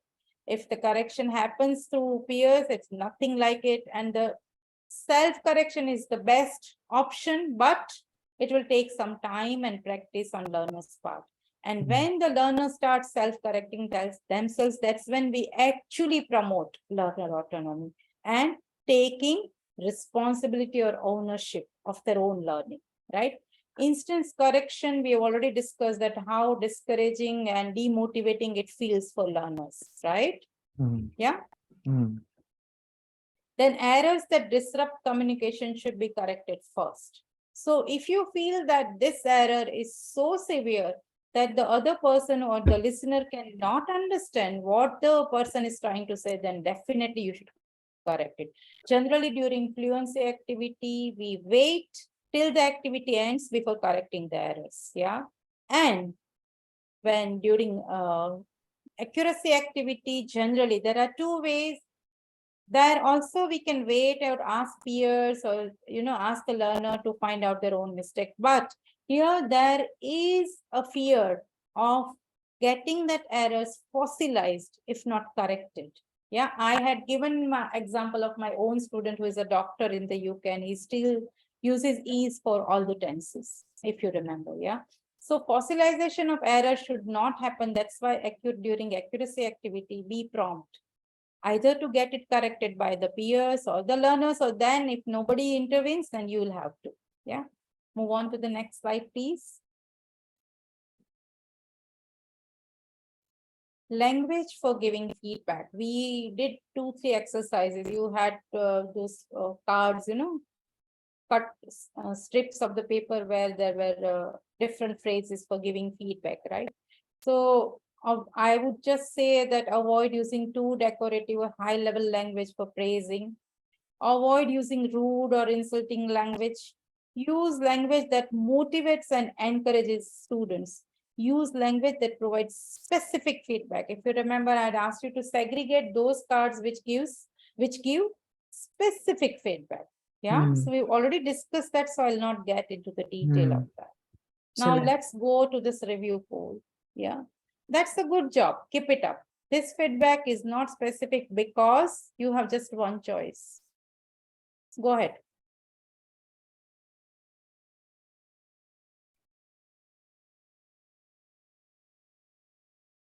Yes.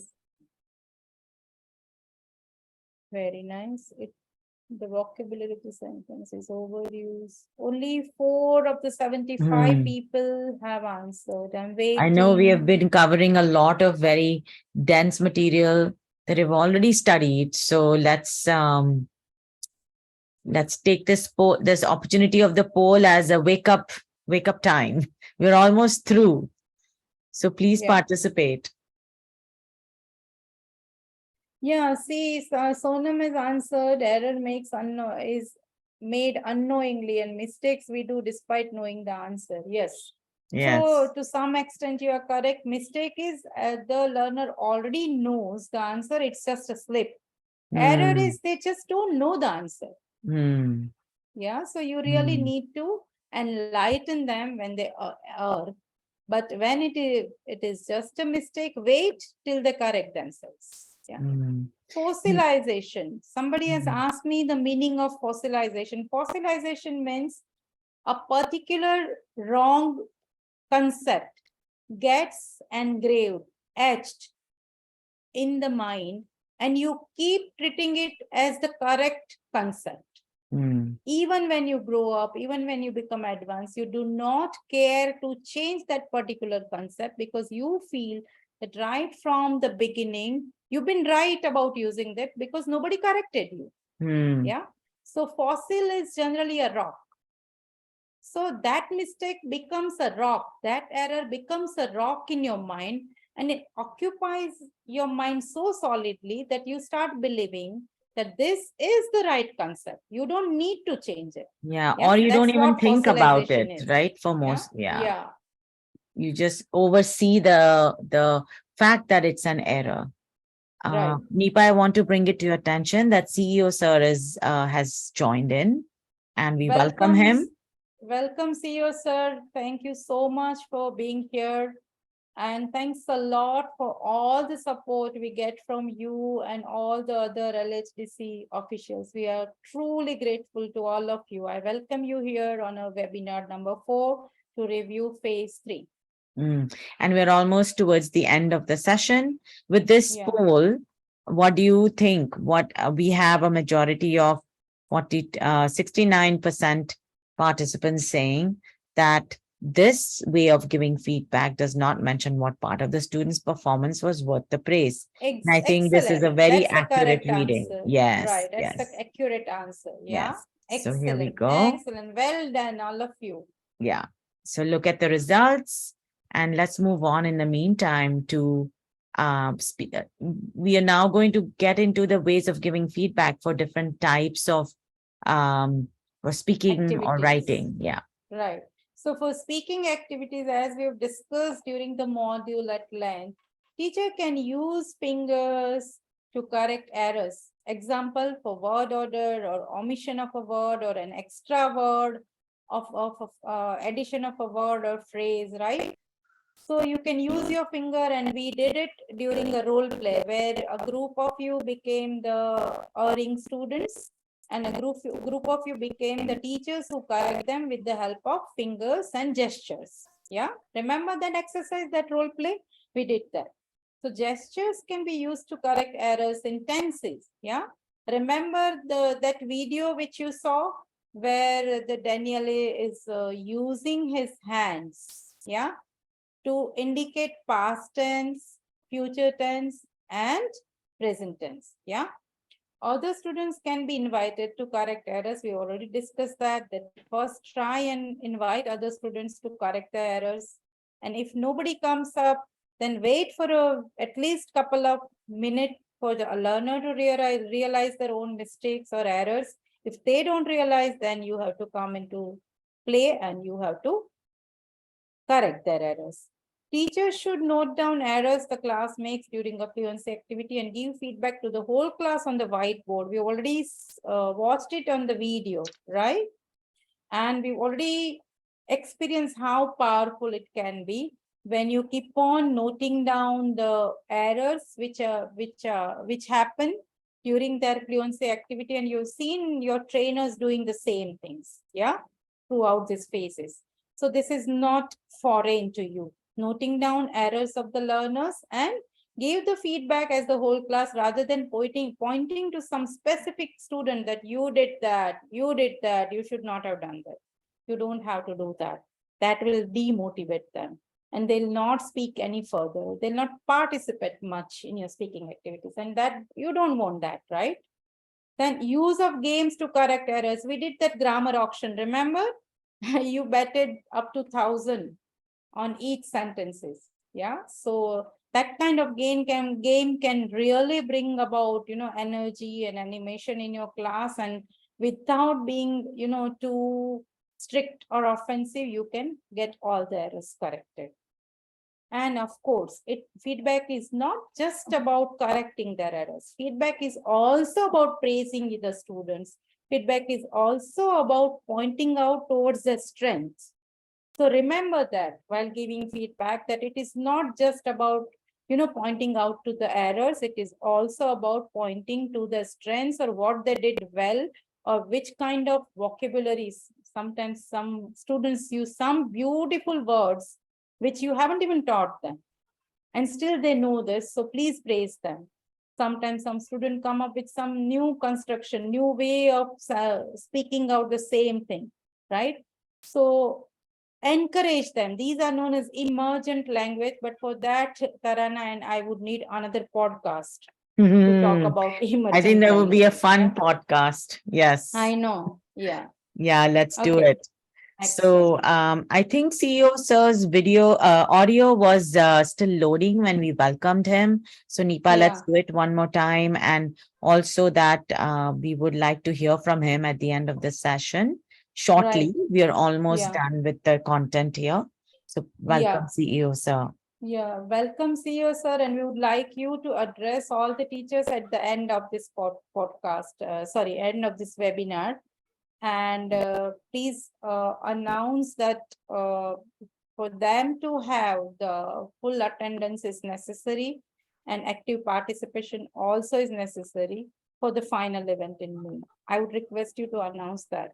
Yeah. And we're very grateful for your time that you're here today. Yeah. So we will be moving on to the next slide, Nipa, just so that for how to give feedback during activities. We've already discussed coding, and you read an extensive article in your workbook about coding, and you did an exercise about use of codes to check the writing. There are many benefits of use of codes to check the writing. First is learner autonomy. Second is they become responsible for their own learning, and they try and find out where exactly which verb form they should have used, rather than you writing the answer. Why this spelling is wrong? Rather than you writing the correct spelling, they find out the correct spelling. So there are many advantages of use of codes, and many of you have told me and Amol that you would like to use coding in your classroom. Can I request those of you who have started practicing coding, upload their code sheet? I've asked you to plaster that code sheet on the classroom so that initially your learners check or tally with that code sheet. They would know for which code do you use for punctuation error, which code do you use for spelling errors, which code do you use for verb form errors, which code do you use for word order errors, right? So please upload that code sheet if you've already made it and plastered it on the classroom wall. We would love to see that. You can innovate also. Many of you had tried to do that during the feedback session, if I remember correctly. Yeah. Allow learners to be guided in finding out the nature of their errors. Yes, that's the crux of it. That's the essence of giving feedback through coding. And then you don't have masses of red ink on the single page. That is very demotivating, I tell you, for learners. Go on doing, correction with red ink. So if I remember, I requested you all not to use red ink as far as possible. Use anything green or black, but please do not use red ink. It's very, very demotivating. Nipa, and before it makes correction look less threatening. Yes, Tarana? Yeah, Nipa, just to interrupt quickly before we move on to the poll, the last poll for this section, we have a request from CEO sir to address the audience right now.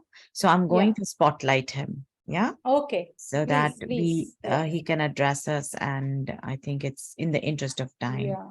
Right. Thank you, sir. Please go ahead, and we welcome you here once again on behalf of GML.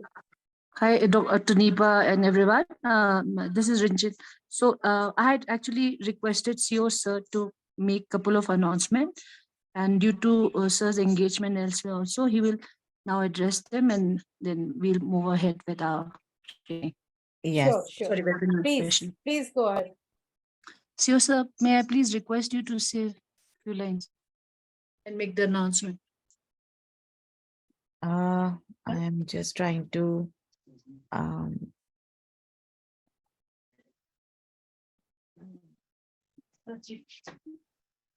CEO sir, please go ahead.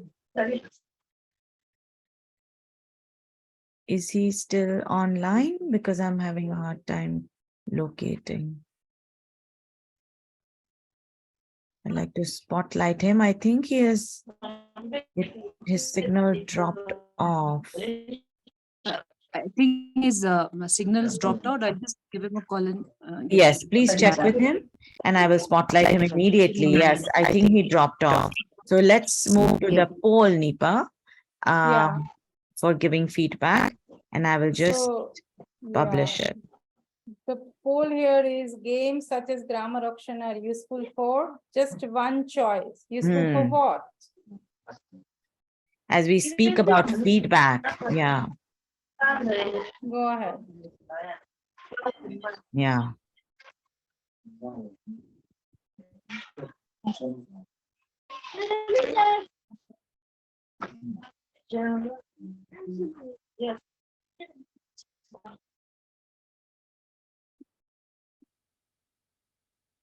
Nipa, just unmute yourself, please. Yeah, I did that. Yeah. So let's see. Let's look at what it's looking. Yes, I think this is also 38. I think Hmm. this is also like accurate. a given answer, accurate. Hmm. Yes. Hmm. Most of you are going for option number 1, I guess. Hmm. We are And waiting. We are waiting. Yes. this is good. It's quick participation. I'm also waiting Yeah. for CEO sir to reconnect. Rinchan, please advise as soon as he's online, and I will spotlight him. I will do so. All right. It looks like this was the easiest one. I'm going Right. to share the results. Nipa, Yeah, please comment. please. Yeah. So correcting students' error in a playful, harmless manner. That was the correct option. That's what we did, right? Yes. When we played grammar auction, and all of you were spot on. Thank you very much for that. Yeah. Okay. So let's move on to the teaching tips then, which For will teaching conclude. writing. Yeah. Yes. So first we move on to the tips for teaching writing. You have to start teaching writing only after teaching grammar and vocabulary. As you know, these are the two strong pillars on which writing stands. Yeah. So if you haven't taught your students basic grammar and the vocabulary needed for that particular write-up or writing text, I don't think your writing lesson is going to be a success. So ensure that you taught them the necessary grammar and the vocabulary specific to that writing topic. And then only you move on to writing, adopting process or product approach. Yeah. In early stages, ask students to complete rather than generate. I've told you it through all the phases. I'm sure this is not a novelty to you, that never ever ask your students to generate or create something new. You do that for them and you ask them to complete. Yeah. Complete a text by filling in the missing verbs, specific words, linkers, adjectives, yeah, prepositions, whatever. But give them a model right in front of them so that they do not find writing so intimidating or threatening. Yeah. Then Hi, Tarana. So sorry to have disturbed in between. CEO sir is online. Okay, Nipa, yeah, over to yeah. Please ask him to sir. go ahead. Yeah. Yeah, I will just spotlight him. Yeah, Good please. morning, CEO sir. Welcome. We'd love to hear a few words from you. I'm just adding you to the spotlight. Good morning, sir. And welcome to this webinar. I think we have a sound issue. CEO sir, we cannot hear you. You'll have to. No, he's not on mute. I think it is the speaker from wherever your sound has to enter.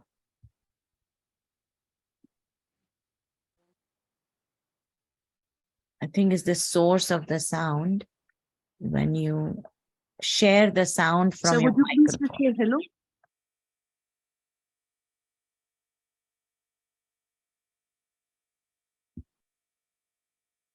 I think maybe sir's hand is at Here, the CEO sir mic is is. here. Yeah. No, I think it's the source of his sound. So when you connected Zoom, please make sure that Zoom is has access to the microphone of your laptop or device. And you have to select the source of the sound. Share computer sound or share mobile sound. Your video is very clear. You are on unmute, so I think it's about the sound connection in the device.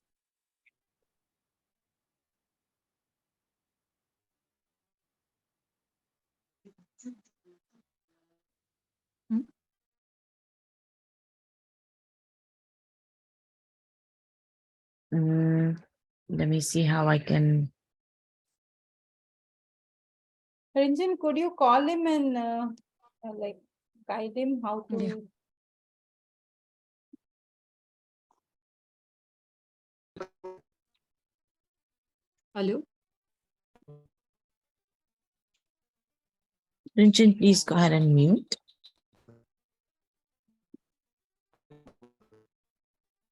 Yeah, I'll just connect with Sir directly and then get back to you. Yeah. So we will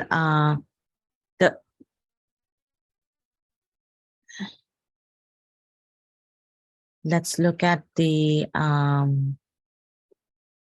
next So next step tips. is So I wanted to just get everybody excited about these tips quickly, Nipa, because I think that you took a lot of time to select which tips go in this one slide. You know, everybody, we struggled for this review to really choose the right amount of information. And we are very aware that we had so much to share that the slides got very heavy. And so Nipa and I, when we were really working through the slides, we were choosing what is the most important information we want to give you.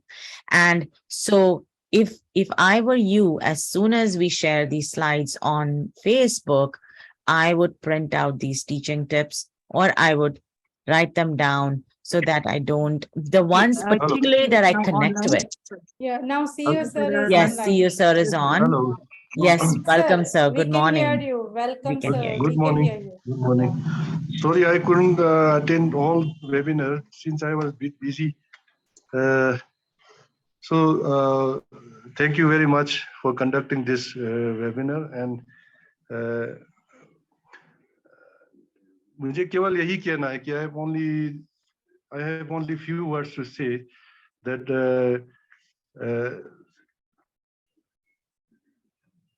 all these teachers who have full attendance, those who attended all the RTTs will be felicitated soon. And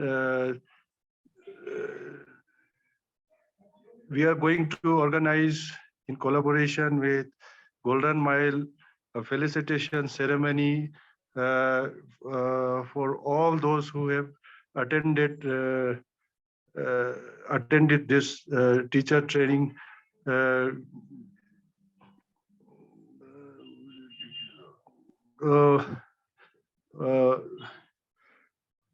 What should I say? Yes, sir. We'll do a classroom. We are having a celebration. We are having a felicitation ceremony soon, and we have decided the dates and venues soon. Those who have attended, this way, their teacher training all session with good attendance, with regular. They are felicitated soon, and they will be felicitated with certificates and from the hands of chief guest, maybe CC sir. So this is my request to all, that you should attend it sincerely, and whenever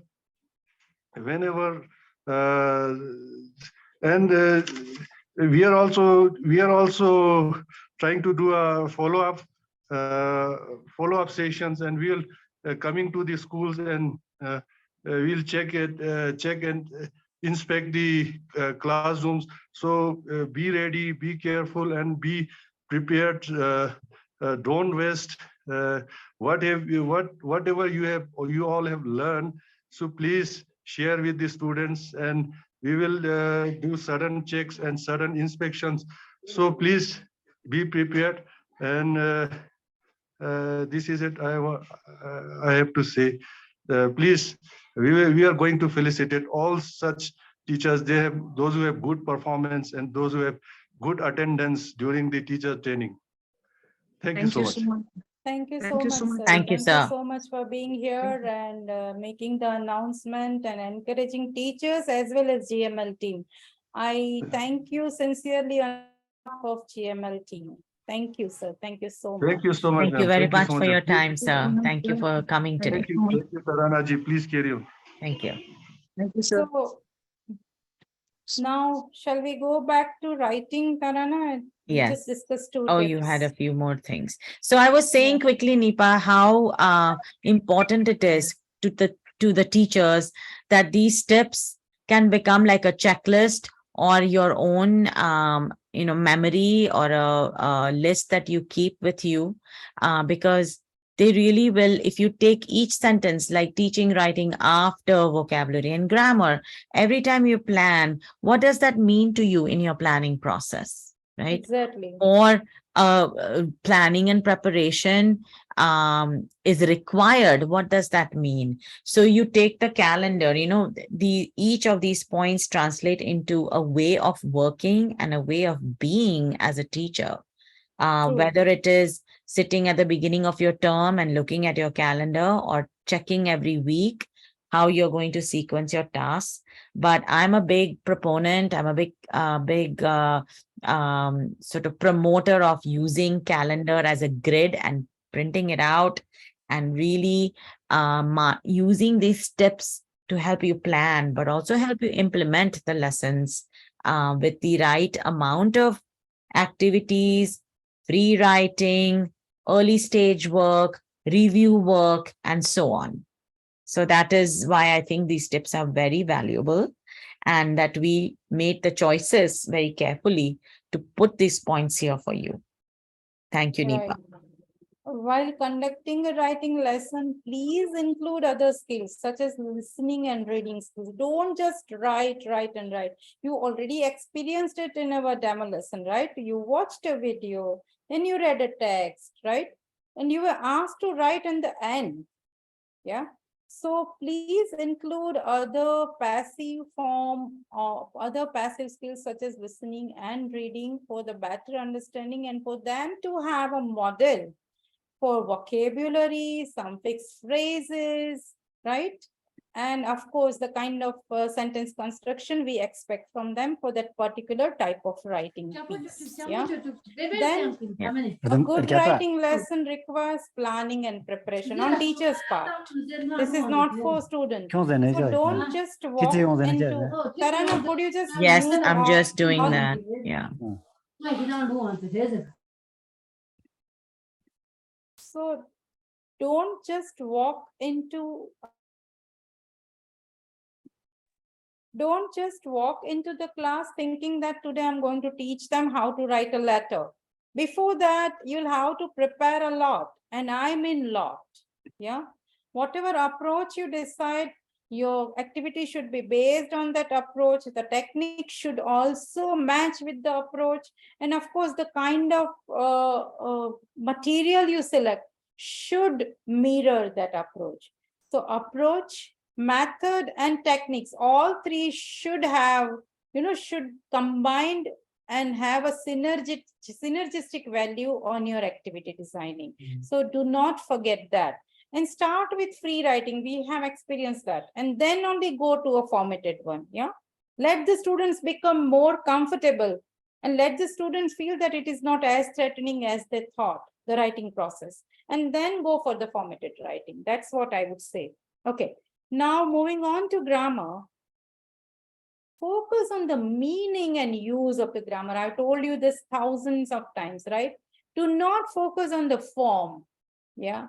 If they do not understand the meaning of that structure and how it is used in the real life communication, it's totally useless for that. Yeah. Give a lot of input. As you can see, lot is written in capital with a purpose. Yeah. So give a lot of input and repeat it in your own language also, so that students will notice the structure with variations. Yeah. If there are any variations, please make sure that you use the variation, but only for middle schools and high school students. Primary students, you'll get them totally baffled and confused. So one variation at a time, please. But include it in your language, that particular grammar structure continuously, so that they are forced to notice that grammar structure. Yeah. And the teacher is the guide who gives opportunities to students to figure out the grammar rules. Yeah. So again, go to that inductive approach. Let them figure out. Yeah. Then reviewing grammar topic is important and should happen in various ways. You don't have to conduct another lecture. We already discussed that. We don't have that much of time. Yeah. We got 180 days only. So recycle it in different ways. Project, quizzes, charts, debates, you name it, and you have them. Yeah. Have them make a project, have them design posters based on that grammar topics, and have them, give them that element of competition that the best poster would be awarded. And they'll be revising that grammar topic on their own. As simple as that. Yeah. Then giving feedback. Yeah. For fluency activities, wait. Again, it's in capitals. So wait to correct after the student is done. Avoid on the spot correcting. Accuracy activity errors should be corrected when they impede communication. When you are absolutely sure that the other people, listeners, cannot understand what the other person is saying, then you will have to correct them immediately. Yeah, without waiting for the activity to get over. As we've already discussed fossilization, I will not repeat this here. The aim of giving feedback is to enhance the student's proficiency and not to demoralize or criticize the student. That also I've told you, yeah, just recently during feedback module. So please be careful what you do, yeah, with your feedback. Reflection poll. How is your classroom teaching different since RTT? Yes, go ahead. So now as we end the session, here is a question for you. Again, and I think we've been asking this question at the end of every session. So in increments, little by little, as you start taking the RTT knowledge and translating it into your practice, how is it different? Please share your thoughts and ideas. And also just, beyond this, this is not a poll where we are testing your knowledge. We're just asking you to share. So if there is more than this, I would love to hear about it in chat. It is really meaningful and important for us. If you are, say, doing more projects, if you're seeing some interesting observations in your students, how are they responding? Please tell us that. So beyond the list here, also please write your comments or your reflection in the chat. How are your students reacting? What is becoming more efficient in your classroom? Has planning for lessons made a difference for you? I include audio.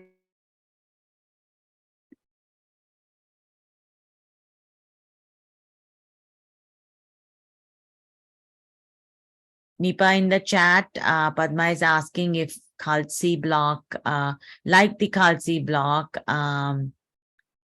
their area. Padma, what is your area or zone? Please share.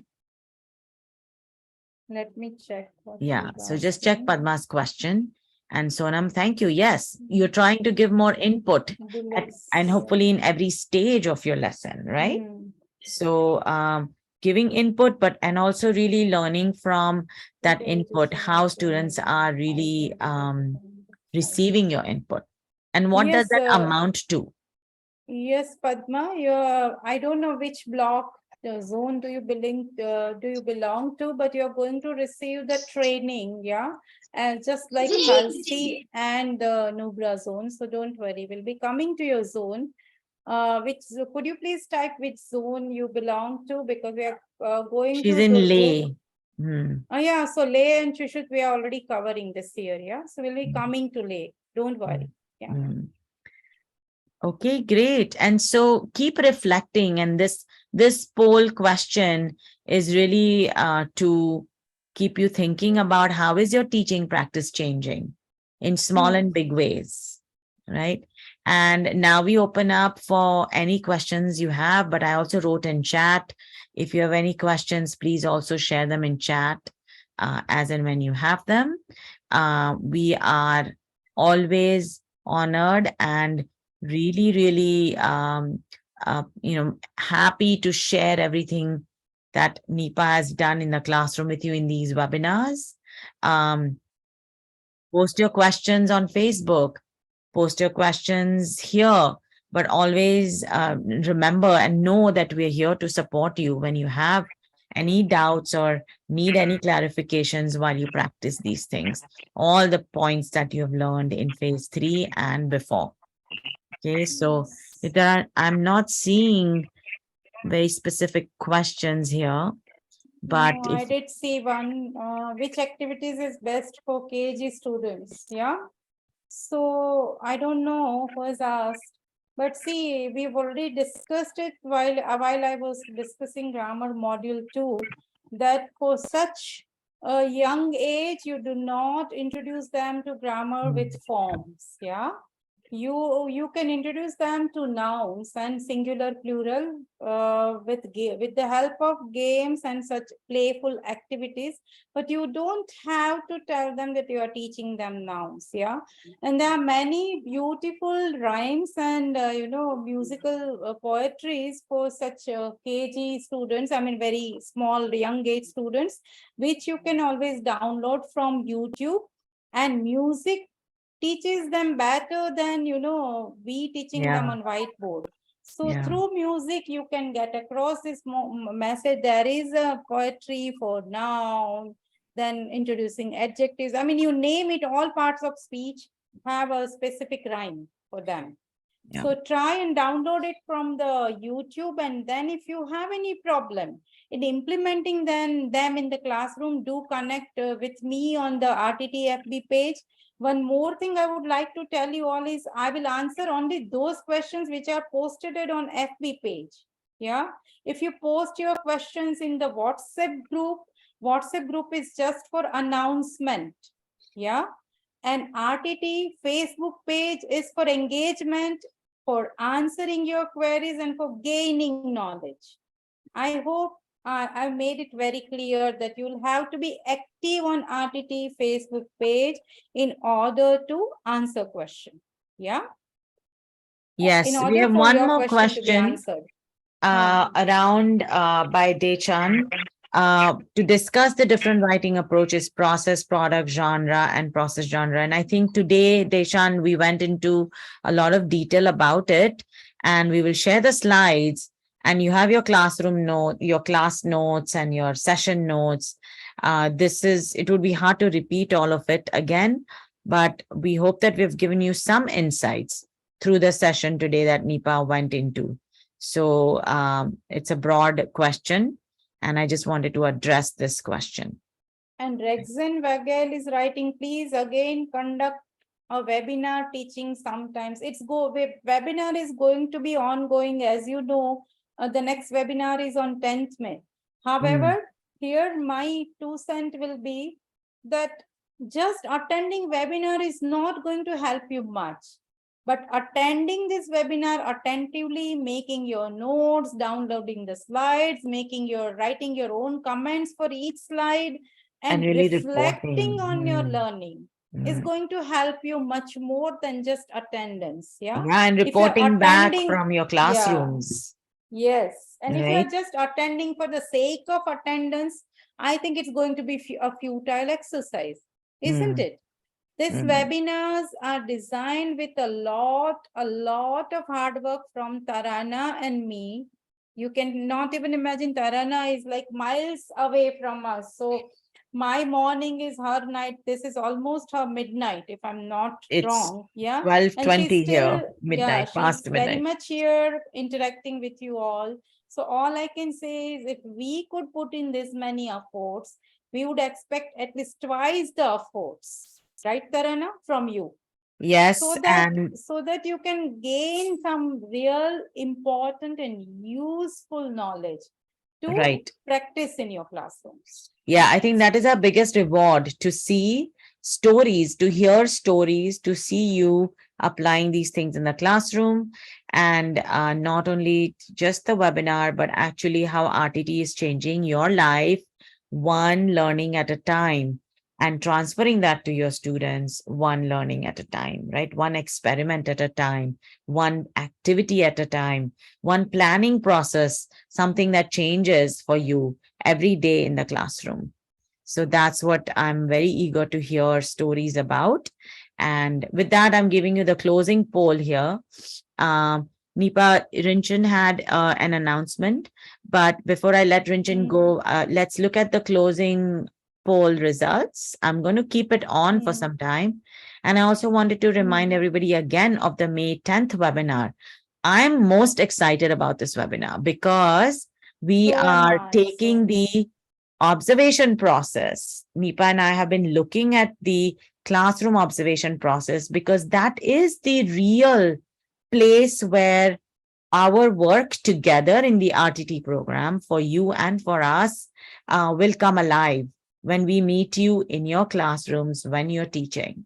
So we want to really bring your classroom to life in the next session and talk to you about what is the best way to experience your first observation in a way that it becomes something you grow from and something that becomes a part of your life. So please make sure you attend and make time on May 10th.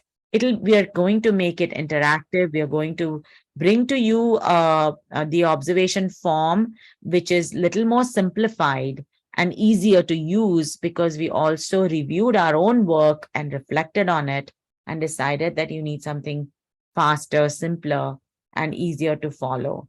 So all that and more on May 10th. Okay. Right, yeah. Anything else, Nipa, before we pass it on to Mm, Rinchan for an announcement? No, just we are looking forward to meeting you all on May 10th with utmost energy and attention and engagement, right, Tarana? Absolutely. And I'm sure you're going to give us pleasant surprises in your classroom. We are looking forward to that too when we come and visit you in your school. Yeah. Yes. And any questions you have, you can please upload. I saw one random question that please upload the link of poetry or something like that. Activities and We are not here to upload the link. Yeah. You can do that much. Yeah. Please find that from YouTube or any other resources. And then while implementing that, if there is a problem, yes, we are there. Yeah, we can guide you. But I'm sure you'll be able to do that much research on your own. Yeah. Okay. Over to you, Tarana. Thank you all for being here. Thank you. Yeah, we have one important question I think we should handle. I don't have the person's name, but the question is, can you share some favorite tips for higher secondary level students writing, writing skills? And this was a trainee from Khalse. So Nipa, if you have any tips, one or two, particularly for higher secondary level students. Right. So see, if when we are talking about 11th and 12th standard, you know that they need higher level of vocabulary along with complex sentences, a lot of complex sentences in your in their writing. So my first question to you is, have you taught them the sentence construction and the type of complex sentences? That's my first question. Second question is, have you really introduce them to the topics that specific vocabulary before assigning them the writing session? My third question is, have you introduced relevant brainstorming techniques through videos or audio text or some authentic newspaper or magazine text, just to encourage their brainstorming process so that they can come up with their own idea? In short, they can do ideation for the writing. Because we're talking about higher secondary students, that means they are that much mature and developed to tackle this kind of challenges and this kind of higher order thinking skills development while they are doing that writing. So as we have talked about HOTS and LOTS, yeah, last phase, if you remember, you need to promote that in your classroom before starting the writing process. You'll have to stage that kind of debate or discussion through the help of video or audio or some written text, so that that discussion is introduced. Then next step for you should be to actually introduce them to the subject specific vocabulary. And by vocabulary, I don't mean just the words. Vocabulary comprises the fixed phrases, right? Then collocations and even idioms if the writing piece allows that. Yeah. So have you introduced them or have you Great. taught them? Hmm. Oh, if you answer all these questions, of mine, then and only then I can give you the next suggestion. Yeah. So please upload your answers to the RTT Facebook page and we'll continue our dialogue there. Thank you. Thank you, Nipa. Rinchin, over to you for your announcements. Please unmute. Thank you, Tarana. So firstly, I'd like to thank my own team, especially Dr. Nipa and Tarana. So just for the teachers, I would like to say that as Tarana and Dr. Nipa already mentioned, Tarana is right now overseas and it's at a different time zone. So still she's, up and they have done a lot of homework to, bring in this webinar. And every webinar that we conducted, they've gone through a series of preparation for this. So, and initially when we started RTT, this was not part of the plan.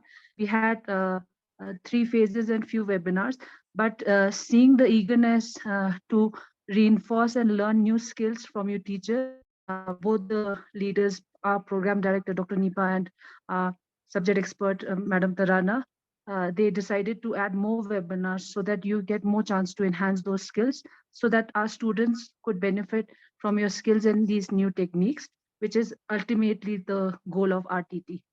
Now, secondly, I would request the teachers from our pilot group who are in the RTT Khalse and Nubra to please send us, me or Tashile, a direct message because we need to identify you for the felicitation day.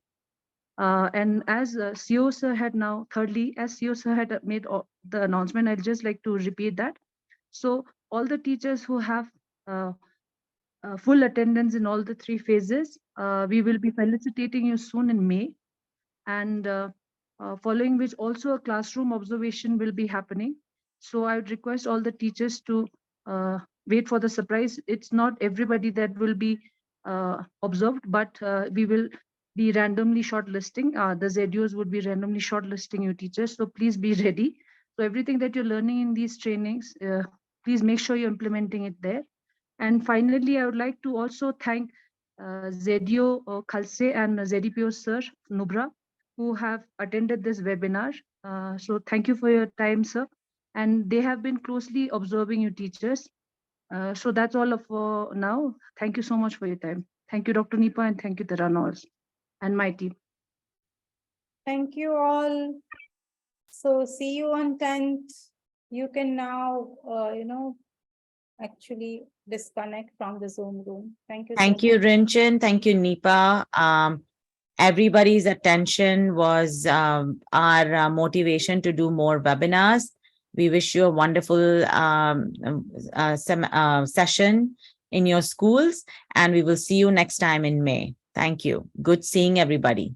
Good night from LA. Thank you. Thank you. Bye. And have a great day ahead. Yes. Good night. Good night, Bye-bye. Good Tarana. night. Good night. Thank Good you. night. Thank for you. Tarana. Yeah. Yeah. Good night, everybody. Bye. I'm ending the Bye. session. Thank you, Tarana. Yes, Thank yes, you, Yeah. Dr. please do. Nipa. Yeah. Thank you, Bye. Thank teachers. you. Thank Thank you you. for your Bye. time. Bye. Some of them, I think, are attending it from their classes in school. Yes, time to get back to school. We could get some students. Thank you, teachers. Thank you, everybody. Thank you so much. Thank you, Yeah. Shile. Thank you, ma'am. Thank you. Thank you, everybody. Thank you, ma'am. Thank Thank you, you. ma'am. Thank you. Just shutting Zoom now. Have a brilliant day, everybody. Bye. Thank you, ma'am. Bye. Thank you.